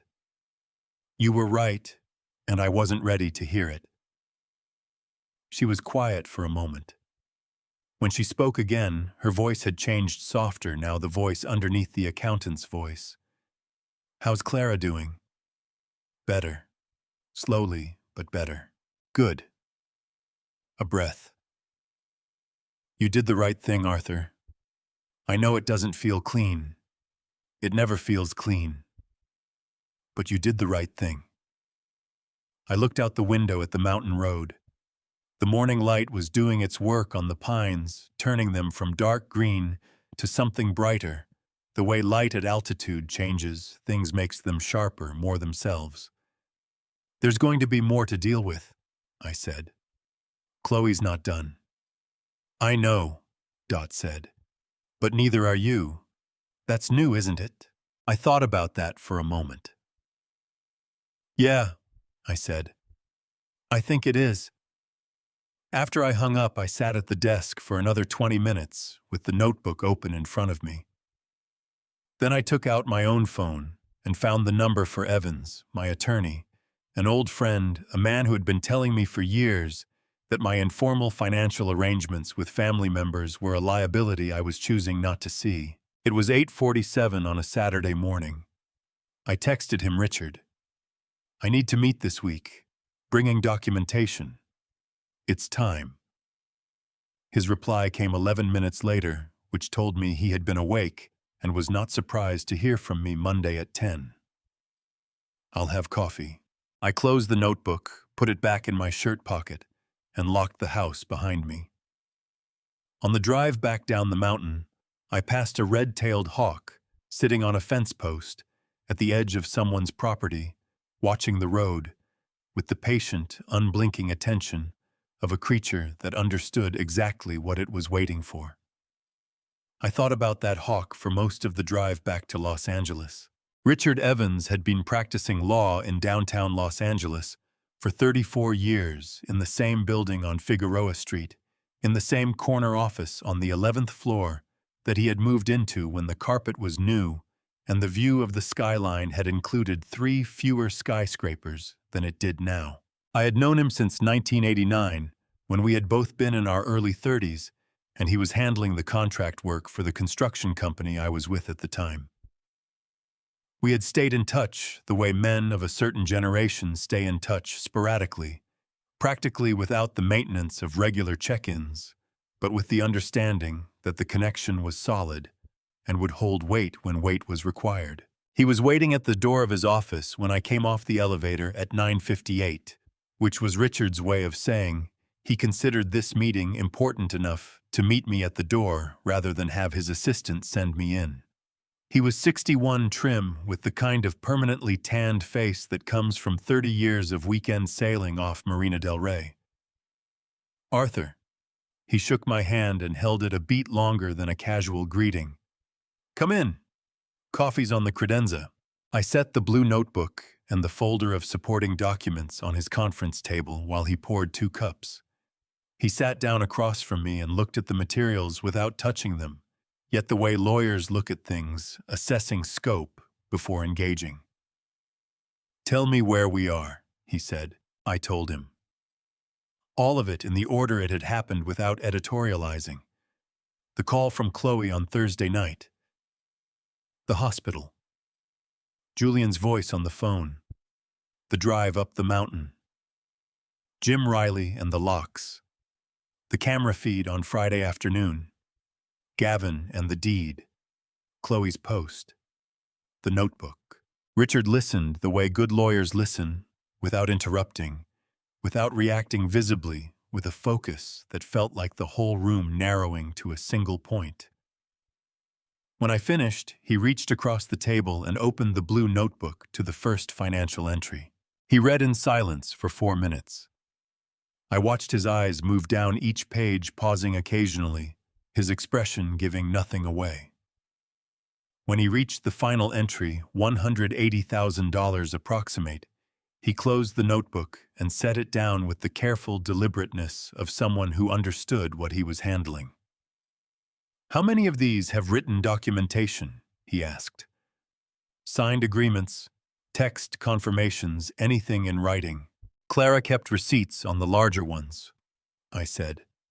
I opened the folder and slid it across. Signed loan agreements on 4 of them. The 2020 mortgage gap payment, the 2021 business loan to Julian's company, the 2022 car purchase. Chloe signed a promissory note on that one because I insisted. And the condo down payment from 2016 has a wire transfer record and an email where Chloe confirmed the amount and the repayment terms. Richard spread the documents across the table and studied them with the systematic attention of someone running a checklist in his head. "California statute of limitations on written contracts is 4 years, he said. The 2016 wire is outside that window. Potentially the 2020 payment as well, depending on when the clock started." He tapped the promissory note. "This one from 2022 is clean, and the 2021 business loan has enough documentation to stand up." "I'm not looking to take this to court," I said. "Not necessarily. I want Chloe to understand what's possible." Richard looked at me over his reading glasses, the look of a man who had heard this particular statement many times and understood what it usually meant. "You want the file to do the talking." "I want her to see the shape of it," I said. "The full shape, because I don't think she has." He nodded slowly, the nod of someone making a decision about strategy. "The Facebook post is an additional angle," he said. "If it contains materially false statements, which from what you've described, it does, specifically the omission of Clara's ownership and the mischaracterization of the house as a family vacation property, and if those statements caused you reputational harm, You have a potential defamation claim. California Civil Code, Section 45. He paused. That said, pursuing defamation against your own daughter is a different category of thing than a civil debt action. It's your call. I know, I said. I'm not asking you to file anything yet. I'm asking you to build the file so that when I sit down with Chloe and Julian, they understand what I'm not doing. Richard pulled a legal pad toward him and uncapped a pen. All right, let's go through it properly. We spent 90 minutes at that table. Richard asked questions I hadn't thought to ask myself, specific dates, exact amounts, the language of the promissory note, whether any of the loan agreements had specified interest terms or just principal. He made notes in the careful abbreviated script that lawyers develop over decades of taking notes that need to be accurate, rather than readable to anyone else. At the end, he capped his pen and sat back. Arthur, he said, you've been too generous for too long. That's not a legal term, it's just a fact. And the thing about being too generous for too long is that eventually the other party stops understanding that generosity is a choice. They start understanding it as an obligation. He looked at the documents spread across his table. This file is going to be a significant correction to that understanding. That's what I need it to be, I said. I called Dot from the parking garage afterward, standing between the same two parked cars I had stood between when I called Chloe from Cedars-Sinai 3 weeks earlier. The acoustics were the same, that parking structure swallowed sound and gave nothing back. He's building the file, Dot asked. He's building the file. Good. A pause. Arthur, I want to be there. When you meet with Chloe, I won't say anything. I just want to be in the room. I thought about that. Dot and Chloe had not been in the same room since a Thanksgiving dinner in 2019 that had ended with Chloe telling Dot she was jealous and Dot telling Chloe she was mistaken, and both of them leaving before the pie was served. The tension between them was old and specific and had never been resolved because I had never required it to be resolved, which was its own kind of failure. You'd just sit there, I asked. I'd just sit there, she said. You have my word. I trusted Dot's word. She was an accountant. She understood that the numbers either added up or they didn't, and she had never in 61 years pretended they added up when they didn't. Okay, I said. I'll let you know when it's set. I texted Chloe from the car before I started the engine. I kept it short. I'd like us to meet. You, me, and Julian. This week, if possible. I'll send the address when you confirm. Her reply took 11 minutes, almost exactly as long as Evans's reply had taken on Saturday morning, which meant nothing, and which I noticed anyway. Fine. Text me the details. I looked at that word fine and felt something move through me that wasn't anger and wasn't satisfaction. It was closer to recognition. I had spent decades saying that word in a particular way. Now I was on the receiving end of it, and I understood for the first time exactly what it felt like to hear it from someone who meant something else entirely. I started the engine and pulled out of the garage into the Monday afternoon traffic on Figueroa Street. Before I reveal how I confronted them face to face and finally exposed their 15-year scam comment, justice right now, so I know you are still here with me. And please note the following part contains some fictionalized details for dramatic effect. If you prefer not to listen to a dramatized story, you are welcome to turn off the video right now. I arrived at the coffee shop on Figueroa at 9:15, 45 minutes before I had told Chloe to be there. It was a place I had chosen deliberately, not a restaurant, where a booth in the back could become a private stage for a scene, not a place associated with any family memory, not anywhere that Chloe had been with Julian or that Julian's family had been with anyone. Just a coffee shop. Exposed brick-high ceilings, a long communal table down the center, and smaller tables around the perimeter, the kind of place where people came to work on laptops and have meetings, and nobody paid particular attention to anyone else. Public enough that there was no room for raised voices. Neutral enough that no one had home advantage. I ordered black coffee at the counter and chose a table in the middle of the room, not a corner, not against a wall. A table where everyone sitting at it could be seen from most angles in the room, and where I could see the door. Dot arrived at 9:22. She came through the door in a gray cardigan and dark slacks. Her reading glasses pushed up on her head, carrying a canvas tote bag that I knew contained, among other things, a legal pad and 2 sharpened pencils, because Dot had been taking handwritten notes in meetings since 1987 and was not going to stop on my account. She looked around the room, saw me, gave a small nod, and went to the far corner table without coming to mine. She ordered a tea, opened her legal pad, and to any outside observer looked exactly like a woman doing her personal bookkeeping before 10 in the morning on a Tuesday. I sat with my coffee and watched the door, and thought about nothing in particular, which was a skill I had gotten better at over the past week. Chloe and Julian arrived at 9:58, 2 minutes before the hour. Chloe was in a blazer over a white shirt, Julian in a collared polo, and they came through the door together with the coordinated energy of people who had discussed in the car on the way over exactly how they intended to handle the next hour. Chloe's eyes found me immediately. Julian's found Dot in the corner a half-second later. I watched something pass across his face, not surprise exactly, more like a rapid recalculation. They came to my table. Nobody shook hands. "You didn't mention Dorothy would be here," Chloe said.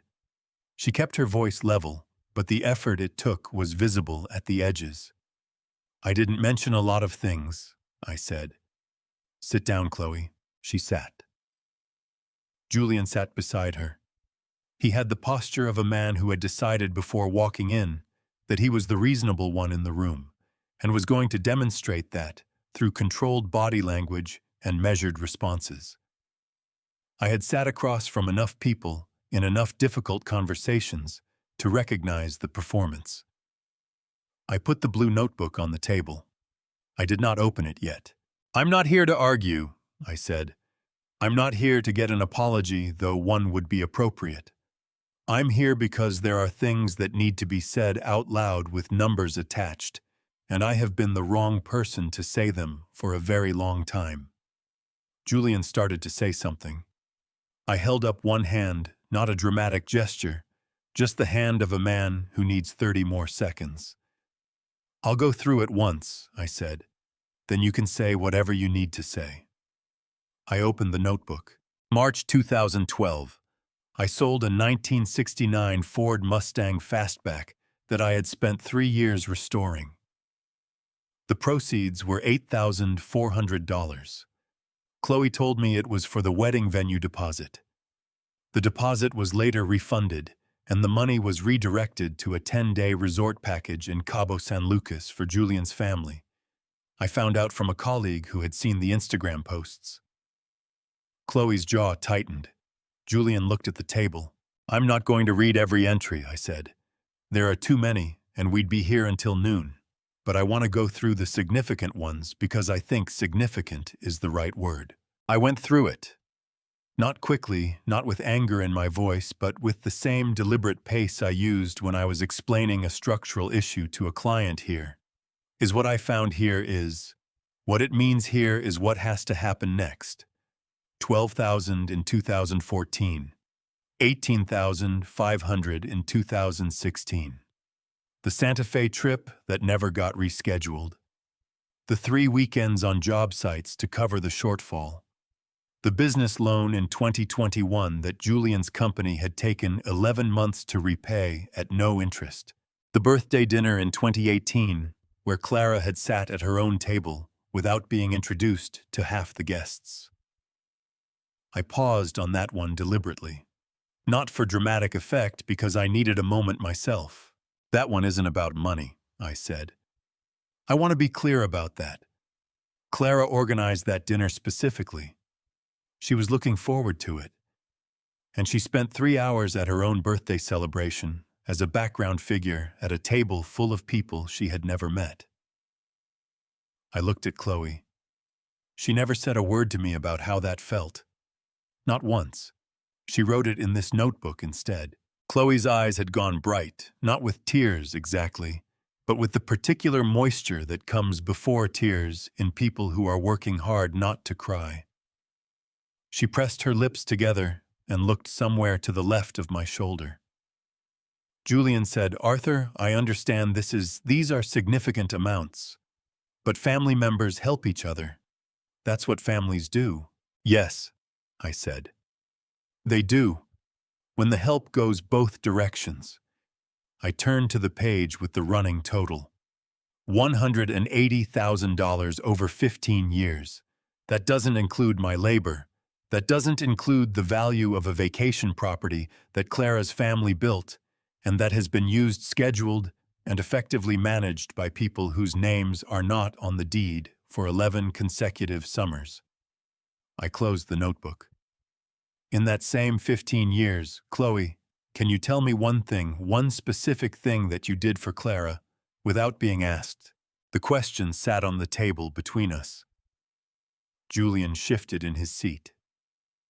Chloe's mouth opened slightly and then closed. She looked at the notebook, then at her hands, then at a point somewhere over my left shoulder. The silence that followed was not the silence of people thinking. It was the silence of people who had found the bottom of something. "I didn't come here to humiliate anyone," I said. "I came here because pretending these things weren't true was doing damage to my marriage and to my relationship with my own daughter. And I would rather have this conversation in a coffee shop on a Tuesday morning than spend another 10 years pretending we're fine when we're not." Chloe's voice, when it came, was smaller than I had heard it in years, since she was a teenager maybe, and had called me from a friend's house at midnight because something had gone wrong and she needed me to come get her and didn't know how to ask for it straight. "Dad," she said, are you doing this because of Clara? Because she asked you to?" I thought about the blue notebook, about Clara's handwriting level and precise recording things she had never raised her voice about the drying rack in the Mountain House kitchen, about the crossword puzzle on the nightstand with unwavering still blank. "Clara kept this record," I said, "but she didn't ask me to do anything with it. She left it where I could find it when I was ready." I looked at my daughter at the face I had known since before she had a name for anything in the world. "I found it because I was finally ready." Julian put both hands flat on the table, the posture of a man preparing to negotiate. "So what is it you actually want from us, Arthur? What does this meeting accomplish?" I looked at him. Then I looked at Chloe. "I'll tell you exactly what I want," I said, "and I'm going to need both of you to listen carefully because I'm only going to say it once. There are things a person says once in their life that they have been building toward for years without knowing it." I had not rehearsed what I was about to say. I had thought about it on the drive up the mountain Thursday night, in the hospital chair at Clara's father's desk, with the blue notebook open in front of me, but I had not written it down or practiced it in front of a mirror, the way people sometimes do before difficult conversations. I had found over 68 years that the things worth saying don't improve with rehearsal. They come out cleaner when you just say them. "2 things," I said. "That's all I'm asking for. 2 things." Julian had his hands flat on the table. Chloe was watching me with an expression I hadn't seen on her face in a long time. Not anger, not the strategic calculation she used when she was managing a situation, but something that looked at its edges like actual attention. "First," I said, "the post comes down. Today. And Chloe posts a correction that includes the fact that Clara owns the house that I gave notice the night before, and that the house was closed because Clara is recovering from a serious medical condition." I paused. Not a vague apology, a correction. With the specific facts. Julian's jaw moved.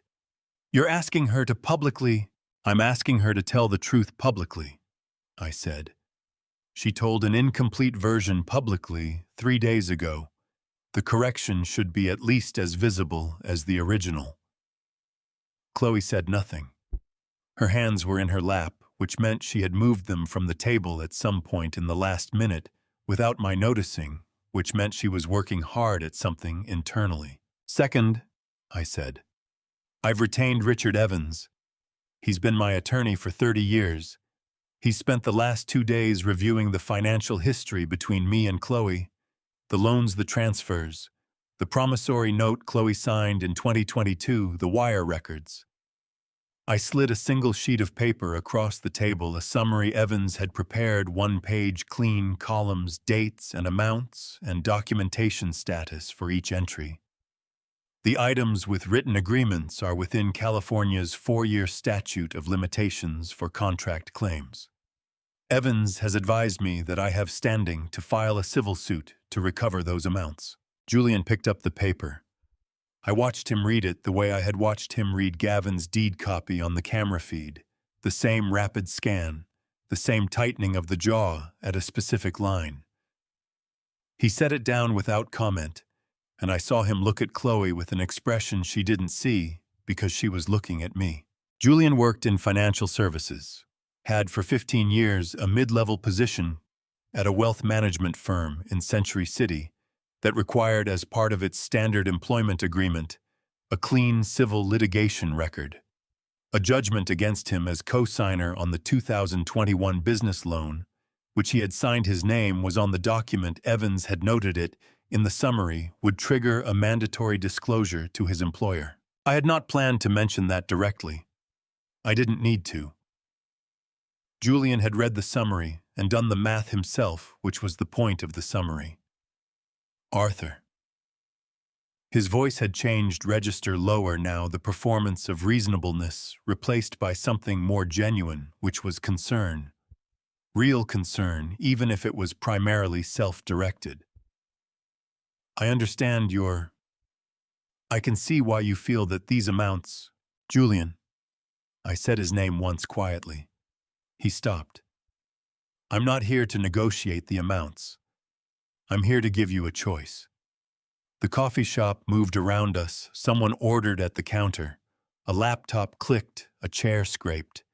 The ordinary machinery of a Tuesday morning, operating at a polite distance from the table in the middle of the room, where 3 people were sitting with a piece of paper between them. The post comes down and the correction goes up, I said, and I don't file. I don't ask for repayment on any of it. I don't pursue the defamation claim that Evans also flagged as viable. We move forward with a clear understanding of how things stand. That's the first option. I let that sit for a moment. The second option, I said, is that we let Evans proceed. Julian stood up abruptly, not violently, but with the sudden energy of a man who needed 12 feet of space and a private conversation immediately. He looked at Chloe and tilted his head toward the door. She looked at me once, then stood and followed him. They went outside. Through the plate glass window, I could see them on the sidewalk. Julian talking quickly, Chloe listening with her arms crossed and her head slightly down. A woman walking a golden retriever passed between them and the window, and for a moment I couldn't see either of them. Dot appeared beside my table. She set her legal pad down and sat in Chloe's vacated chair. "You okay?" she asked. "I'm fine," I said, and meant it. "You did it right," she said. "You didn't raise your voice. You didn't say anything you'll have to walk back." Evans said the same thing on Monday. He said the file should do the talking. Richard Evans is a smart man. Dot looked out the window. Julian had stopped talking. Chloe was talking now, her hands moving. "She's scared," Dot said. Not with satisfaction, just as an observation. "I know," I said. "That's not a bad thing. Sometimes people need to be scared before they can hear anything." They came back in at 12 minutes past 10. Julian sat down first. Chloe sat beside him, and she was holding her phone, and the look on her face was the look of someone who has had a decision made for them by circumstances, and is still in the process of accepting that. She opened her phone. She went to her Facebook profile. Julian watched her without speaking. I watched her without speaking. Across the room, Dot had returned to her corner table and was looking at her legal pad. Chloe pressed delete on the post. She held the screen so I could see the confirmation post deleted, and then she lowered the phone. "The correction," I said. She nodded once, tight and controlled. "I'll do it today. This afternoon. With the specific facts," I said. "Clara's ownership, the notice I gave, the medical situation." "Yes." The word came out flat, stripped of everything except its meaning. Julian said, "I want it noted that we're doing this under duress." "You're doing it because it's accurate," I said. "That's different from duress." He didn't have an answer for that. He picked up his coffee cup, found it empty, and set it back down. I looked at Chloe. She was staring at the deleted post confirmation on her phone, and something in her face had changed in the way faces change when an architecture of self-justification is losing its structural integrity slowly, almost imperceptibly, but unmistakably. "Chloe," I said. She looked up. "I'm not doing this to win," I said. "I want you to understand that. I'm doing this because what's been happening in our family for 15 years isn't something I can keep pretending is normal. And because your mother deserves to have her name on her own house means something." Chloe's throat moved. She looked back down at her phone. Julian straightened his polo, and picked up his keys from the table with the mechanical precision of a man executing an exit he had prepared. "We'll be in touch," he said. "Take your time," I said. They left. The door closed behind them with a small bell above it, the kind of bell that coffee shops have that sounds cheerful regardless of the occasion. Dot came back to my table. She sat down and looked at me for a long moment without speaking. Then she picked up my coffee cup, which was empty, stood up, went to the counter, and came back with 2 fresh cups. She set one in front of me and kept one for herself. "What now?" she asked. I looked out the window. Julian and Chloe were on the sidewalk again, moving away from the coffee shop in the direction of the parking structure on Hope Street. Julian was walking fast. Chloe was keeping pace, her blazer tight across her shoulders, her head slightly forward. "Now we wait," I said, "and see what she does with it." Julian was halfway to the parking structure on Hope Street when Chloe stopped walking. I saw it through the plate glass window the moment her stride broke 1 foot coming down and not quite continuing into the next step. Julian went another 4 paces before he realized she wasn't beside him. He turned, said something, and she shook her head once. He stood there for a moment with his keys in his hand, and then he turned and kept walking, and Chloe stood on the sidewalk alone for a few seconds before she came back through the coffee shop door. Dot looked up from her corner table. I gave her a small nod. She gathered her legal pad, picked up her tea, and moved quietly to a table on the far side of the room, far enough to be out of earshot, close enough to be present. Chloe sat down across from me. Not in Julian's chair, she took her own chair, the one she had been in before. She put her phone face down on the table and folded her hands over it and looked at me with an expression I hadn't seen on her face since she was very young, before she had learned to manage what her face showed. "Was it always this bad?" she said. "Between you and me? Was it always like this and I just didn't see it?" I had been thinking about how to answer that question since she had asked it the first time in the moment before Julian steered them out the door.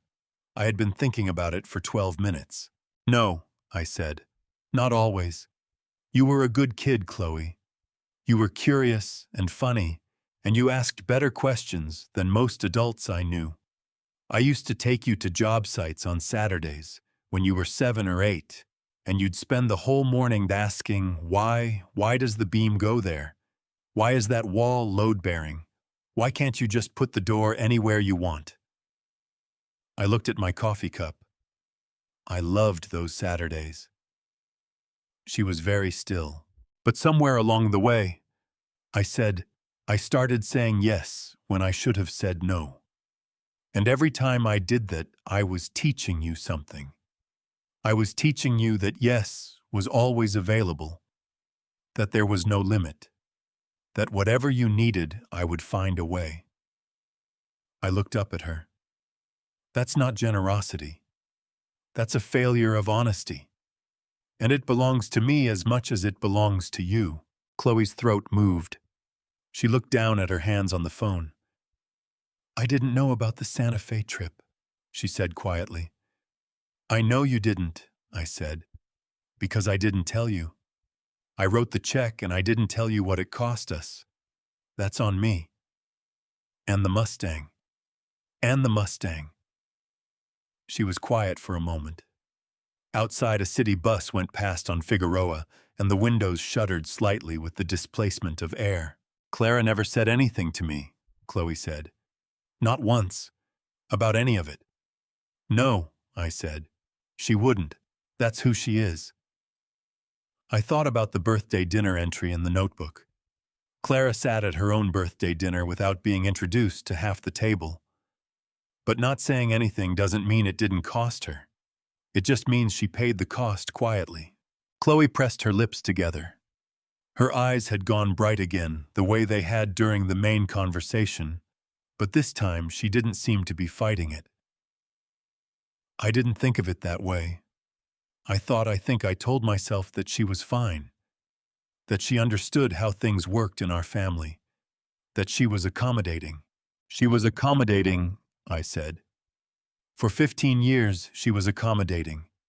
And in return, you gave her parents' house to Julian's family for 11 summers, and gave your parents-in-law her spare key and took her wedding photograph off her own wall. I said it without heat. Those things don't cancel each other out. Chloe made a sound, not quite a word, not quite a breath. She picked up her phone, still face down, and held it in both hands without turning it over. I didn't take the photograph to hurt her, she said. I know that, I said. That's almost the harder part to understand. You didn't do most of these things to hurt anyone. You did them because nobody ever told you they were a problem. I leaned back in my chair. That's what I'm telling you now. These things are a problem. They've been a problem for a long time. And I should have told you years ago, which means I owe you the same honesty I'm asking you to give Clara. She looked up at that. The expression on her face was complicated, in the way that real expressions are complicated, more than one thing happening at once, none of them fully resolved. What happens now, she asked. With us, with you and me. I thought about Patricia in the hospital room, the quiet authority of her observation. I thought about Dot at the corner table, her pencil resting on her legal pad. I thought about Clara's father's desk, the smell of cedar, the crossword puzzle with one answer still blank. That depends on what you do next, I said. Not the post is done. I mean what you do after today. Whether you want a relationship with Clara that's actually a relationship. Whether you want to come to the mountain house because you've been invited, not because you've decided. I paused. I'm not closing the door, Chloe. I'm just telling you what the door is now. She sat with that for a moment. Then she stood, picked up her bag, and pushed her chair in a small, almost reflexive courtesy that I noticed because it was the kind of thing Clara did without thinking. At the door, she stopped, one hand on the frame. I'll post the correction today, she said, before noon. I know you will, I said. She left. The bell above the door rang once, bright and indifferent, and she was gone. Dot came back to the table and sat down. She didn't say anything for a moment, just looked at the door where Chloe had been. You told her the truth, Dot said finally. I told her what I should have told her 10 years ago. Dot picked up her tea. Better late than not at all. Yeah, I said. I looked out the window at the sidewalk at the ordinary Tuesday morning traffic of people going to places they needed to go. Yeah, I think that's right. Chloe's correction post went up at 11:47 that Tuesday morning. I read it in the hospital parking lot, still in the car, engine off. She had included everything I had asked for Clara's name on the deed. The notice I had given the night before the medical situation stated plainly. It was not warm. It was not an apology. But it was accurate, and accuracy was what I had asked for. I went upstairs and showed it to Clara. She read it twice, handed the phone back, and looked out the window. "Okay," she said.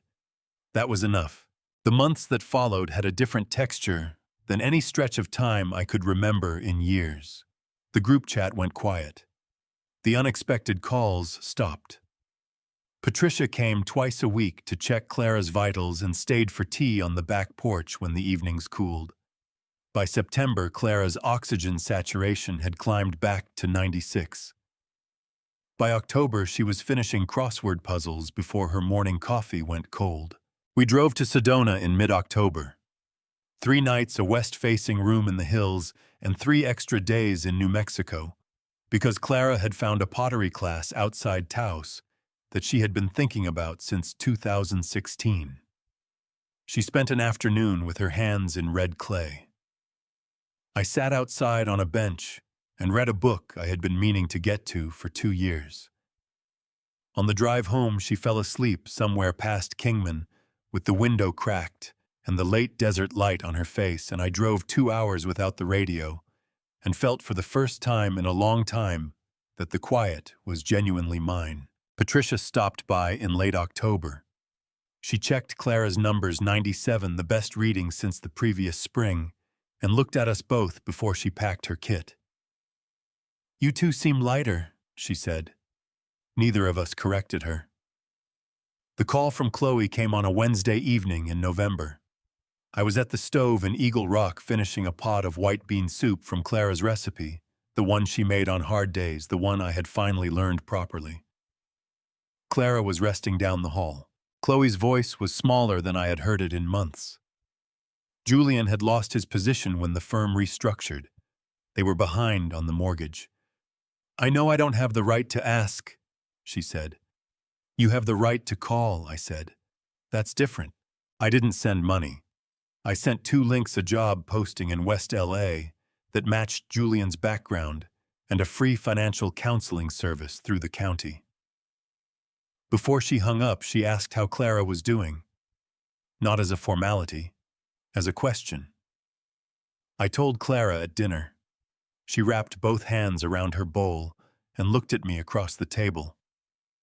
"That's new," she said quietly. "Yeah," I said. "It is." Spring came late to the San Gabriel Mountains that year, the kind of late that makes you doubt it's coming at all, and then arrives on a Tuesday with warm air and light that has a different quality than winter light. More present, somehow, more willing to stay. We drove up on a Saturday in early April. Clara had her window down the whole way, her hand resting on the doorframe, the way she did on good days, feeling the air change as the altitude climbed. By the time we hit the mountain road, the temperature had dropped 8 degrees from the valley floor, and the pines were doing what pines do in spring, releasing something into the air that isn't quite a smell and isn't quite a sound, but registers as both. "There it is," Clara said when the house came around the last curve. I parked in the same spot I always parked, the gravel patch beside the old oak that had been there longer than the house. We sat in the car for a moment without getting out, not because either of us was hesitating, just because some arrivals deserve a second before they become ordinary again. Clara got out first. She walked to the front door slowly, one hand trailing along the porch railing, her father's railing, the one that had never wobbled in 40 years, and I came behind her with the bag and the key. I unlocked the door with the new key, the one Jim Riley had cut in July, and pushed it open. The house smelled like cedar and closed rooms, and the faint ghost of the rosemary plant on the kitchen windowsill that had somehow survived the winter on its own. Clara walked in ahead of me and went straight to the kitchen and filled a glass of water from the tap and drank half of it standing at the sink, looking out the window at the back property line where the pines began. I opened the windows. Let the April air move through. We had been there maybe 20 minutes when Gavin's truck appeared in the road. He pulled over, got out, and came up the drive with his hands in his pockets and the unhurried gait of a man who has nowhere else to be and considers that a form of wealth. "Figured that was your truck," he said. "First time back?" He nodded. He looked at Clara on the porch with her tea, and something in his face did the thing that faces do when they are genuinely glad to see someone they were worried about. "You look better," he told her. "I feel better," Clara said. "Thank you for what you did. In July." Gavin shook his head once. "I told the truth. Arthur did the hard part." He looked at me, then back at Clara. "Place held up fine over winter. I checked on it a couple times." "I know you did," Clara said. "I could tell." He stayed 10 minutes. When he left, he raised one hand without turning around, the same way he always left, and crossed the road back to his property, and went inside, and the light in his window came on steady as it always was. Clara and I sat on the porch with our tea. The valley below was doing its spring thing, haze burning off the distant grid of the city, emerging through it, the particular late afternoon light of April in Southern California that painters and photographers have been chasing for 100 years without quite catching it. My phone buzzed on the table between us. A text from Chloe. "Dad, I know things have been different between us. I've been thinking about it a lot. I was wondering, would it be okay if I came by the mountain house sometime, not to stay, just to visit? I could bring pastries, if that's okay with you and Clara." I read it twice. Then I handed the phone to Clara. She read it. She set the phone on the table and looked out at the valley for a long moment, her hands around her mug, the steam rising in the cool April air. "What are you going to say?" she asked. "Yes," I said, but this time she asked. Clara nodded slowly. She picked up the phone and looked at the message again. Then she handed it back. "Tell her Sunday," she said. "After 2. I usually rest before that." I typed the reply. "Sunday works. Come after 2, Clara rests before that. We'll be here." I sent it and set the phone down. We sat with our tea while the light moved across the valley below, doing what light does in late afternoon, changing the color of everything gradually, so gradually you didn't notice until you looked up and realized the world had shifted from gold to something quieter, something closer to the color of things at rest. Clara set her mug down and leaned back in her chair. "Arthur," she said. "Yeah. I'd like to come back up here more this summer. Just us. The way it used to be." I looked at the house behind us, at the door we had just walked through, at the windows I had just opened, at the railing her father had built in a summer that neither of us had been alive for, but that held our weight just the same. "Yeah," I said. "Me too." Before we left, I checked the lock. Not out of worry. The deadbolt Jim Riley had installed the previous July had done its job without complaint, not for 9 months. Solid, reliable, indifferent to whatever had played out on either side of it. I checked it the way you check things that matter to you. Not because you doubt them. Because attention is its own form of respect. Clara waited at the bottom of the steps with her bag over one shoulder, the April light on her face. She looked like herself again. Not the version of herself I had sat beside in the hospital, with machines counting her breaths, but the one who had grown up coming to this mountain every summer and could identify a red-tailed hawk by its shadow on the ground. "Habit," I said. "Good habit," she said. I stood with my hand on the doorframe and let myself have one more moment with the house. Everything that had happened since that Thursday night in July moved through me quickly. The drive up in the dark, the locksmith at 7 in the morning, the camera feed on Friday afternoon, Gavin with his manila envelope, the coffee shop on a Tuesday, the notebook with Clara's handwriting, recording 15 years of things she had never raised her voice about, the text message that asked instead of announced. I had spent a long time believing that absorbing whatever my family required was the same thing as holding my family together. Clara's notebook had shown me the difference. Quietly, patiently, in blue ink, the way she did most things. I pulled the door shut. The lock caught with a clean, firm click. Clara took my arm on the way down the steps. The mountain road ahead of us curved downhill into the April afternoon, and I drove out the same way I had driven in with a decision already made. Only this time, the decision felt like the beginning of something rather than the end. I carried this family betrayal for 15 years before I finally set it down. And if there is one thing I want you to take from this family story, it is this: do not wait as long as I did. I told myself I was keeping the peace. I told myself it was love. But real love has a spine. God didn't give us boundaries to punish the people we care about. He gave them to us so that love could survive long enough to mean something.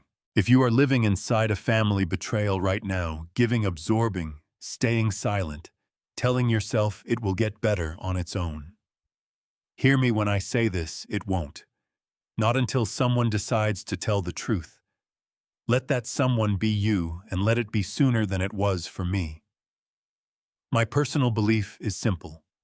A home belongs to the people who built it, who fought for it, who stayed up at night worrying about it. Not to whoever walks through the door with the loudest expectations. And this family story ends with a locked door, a cup of tea, and two people who finally had room to breathe. If something in this story stayed with you, leave a comment below. I read every single one. Share this with someone who needs to hear it. And if you haven't subscribed yet, now is a good time. Thank you for staying until the end. Some elements in our upcoming stories are fictional, crafted purely to explore the deeper human experiences we all share.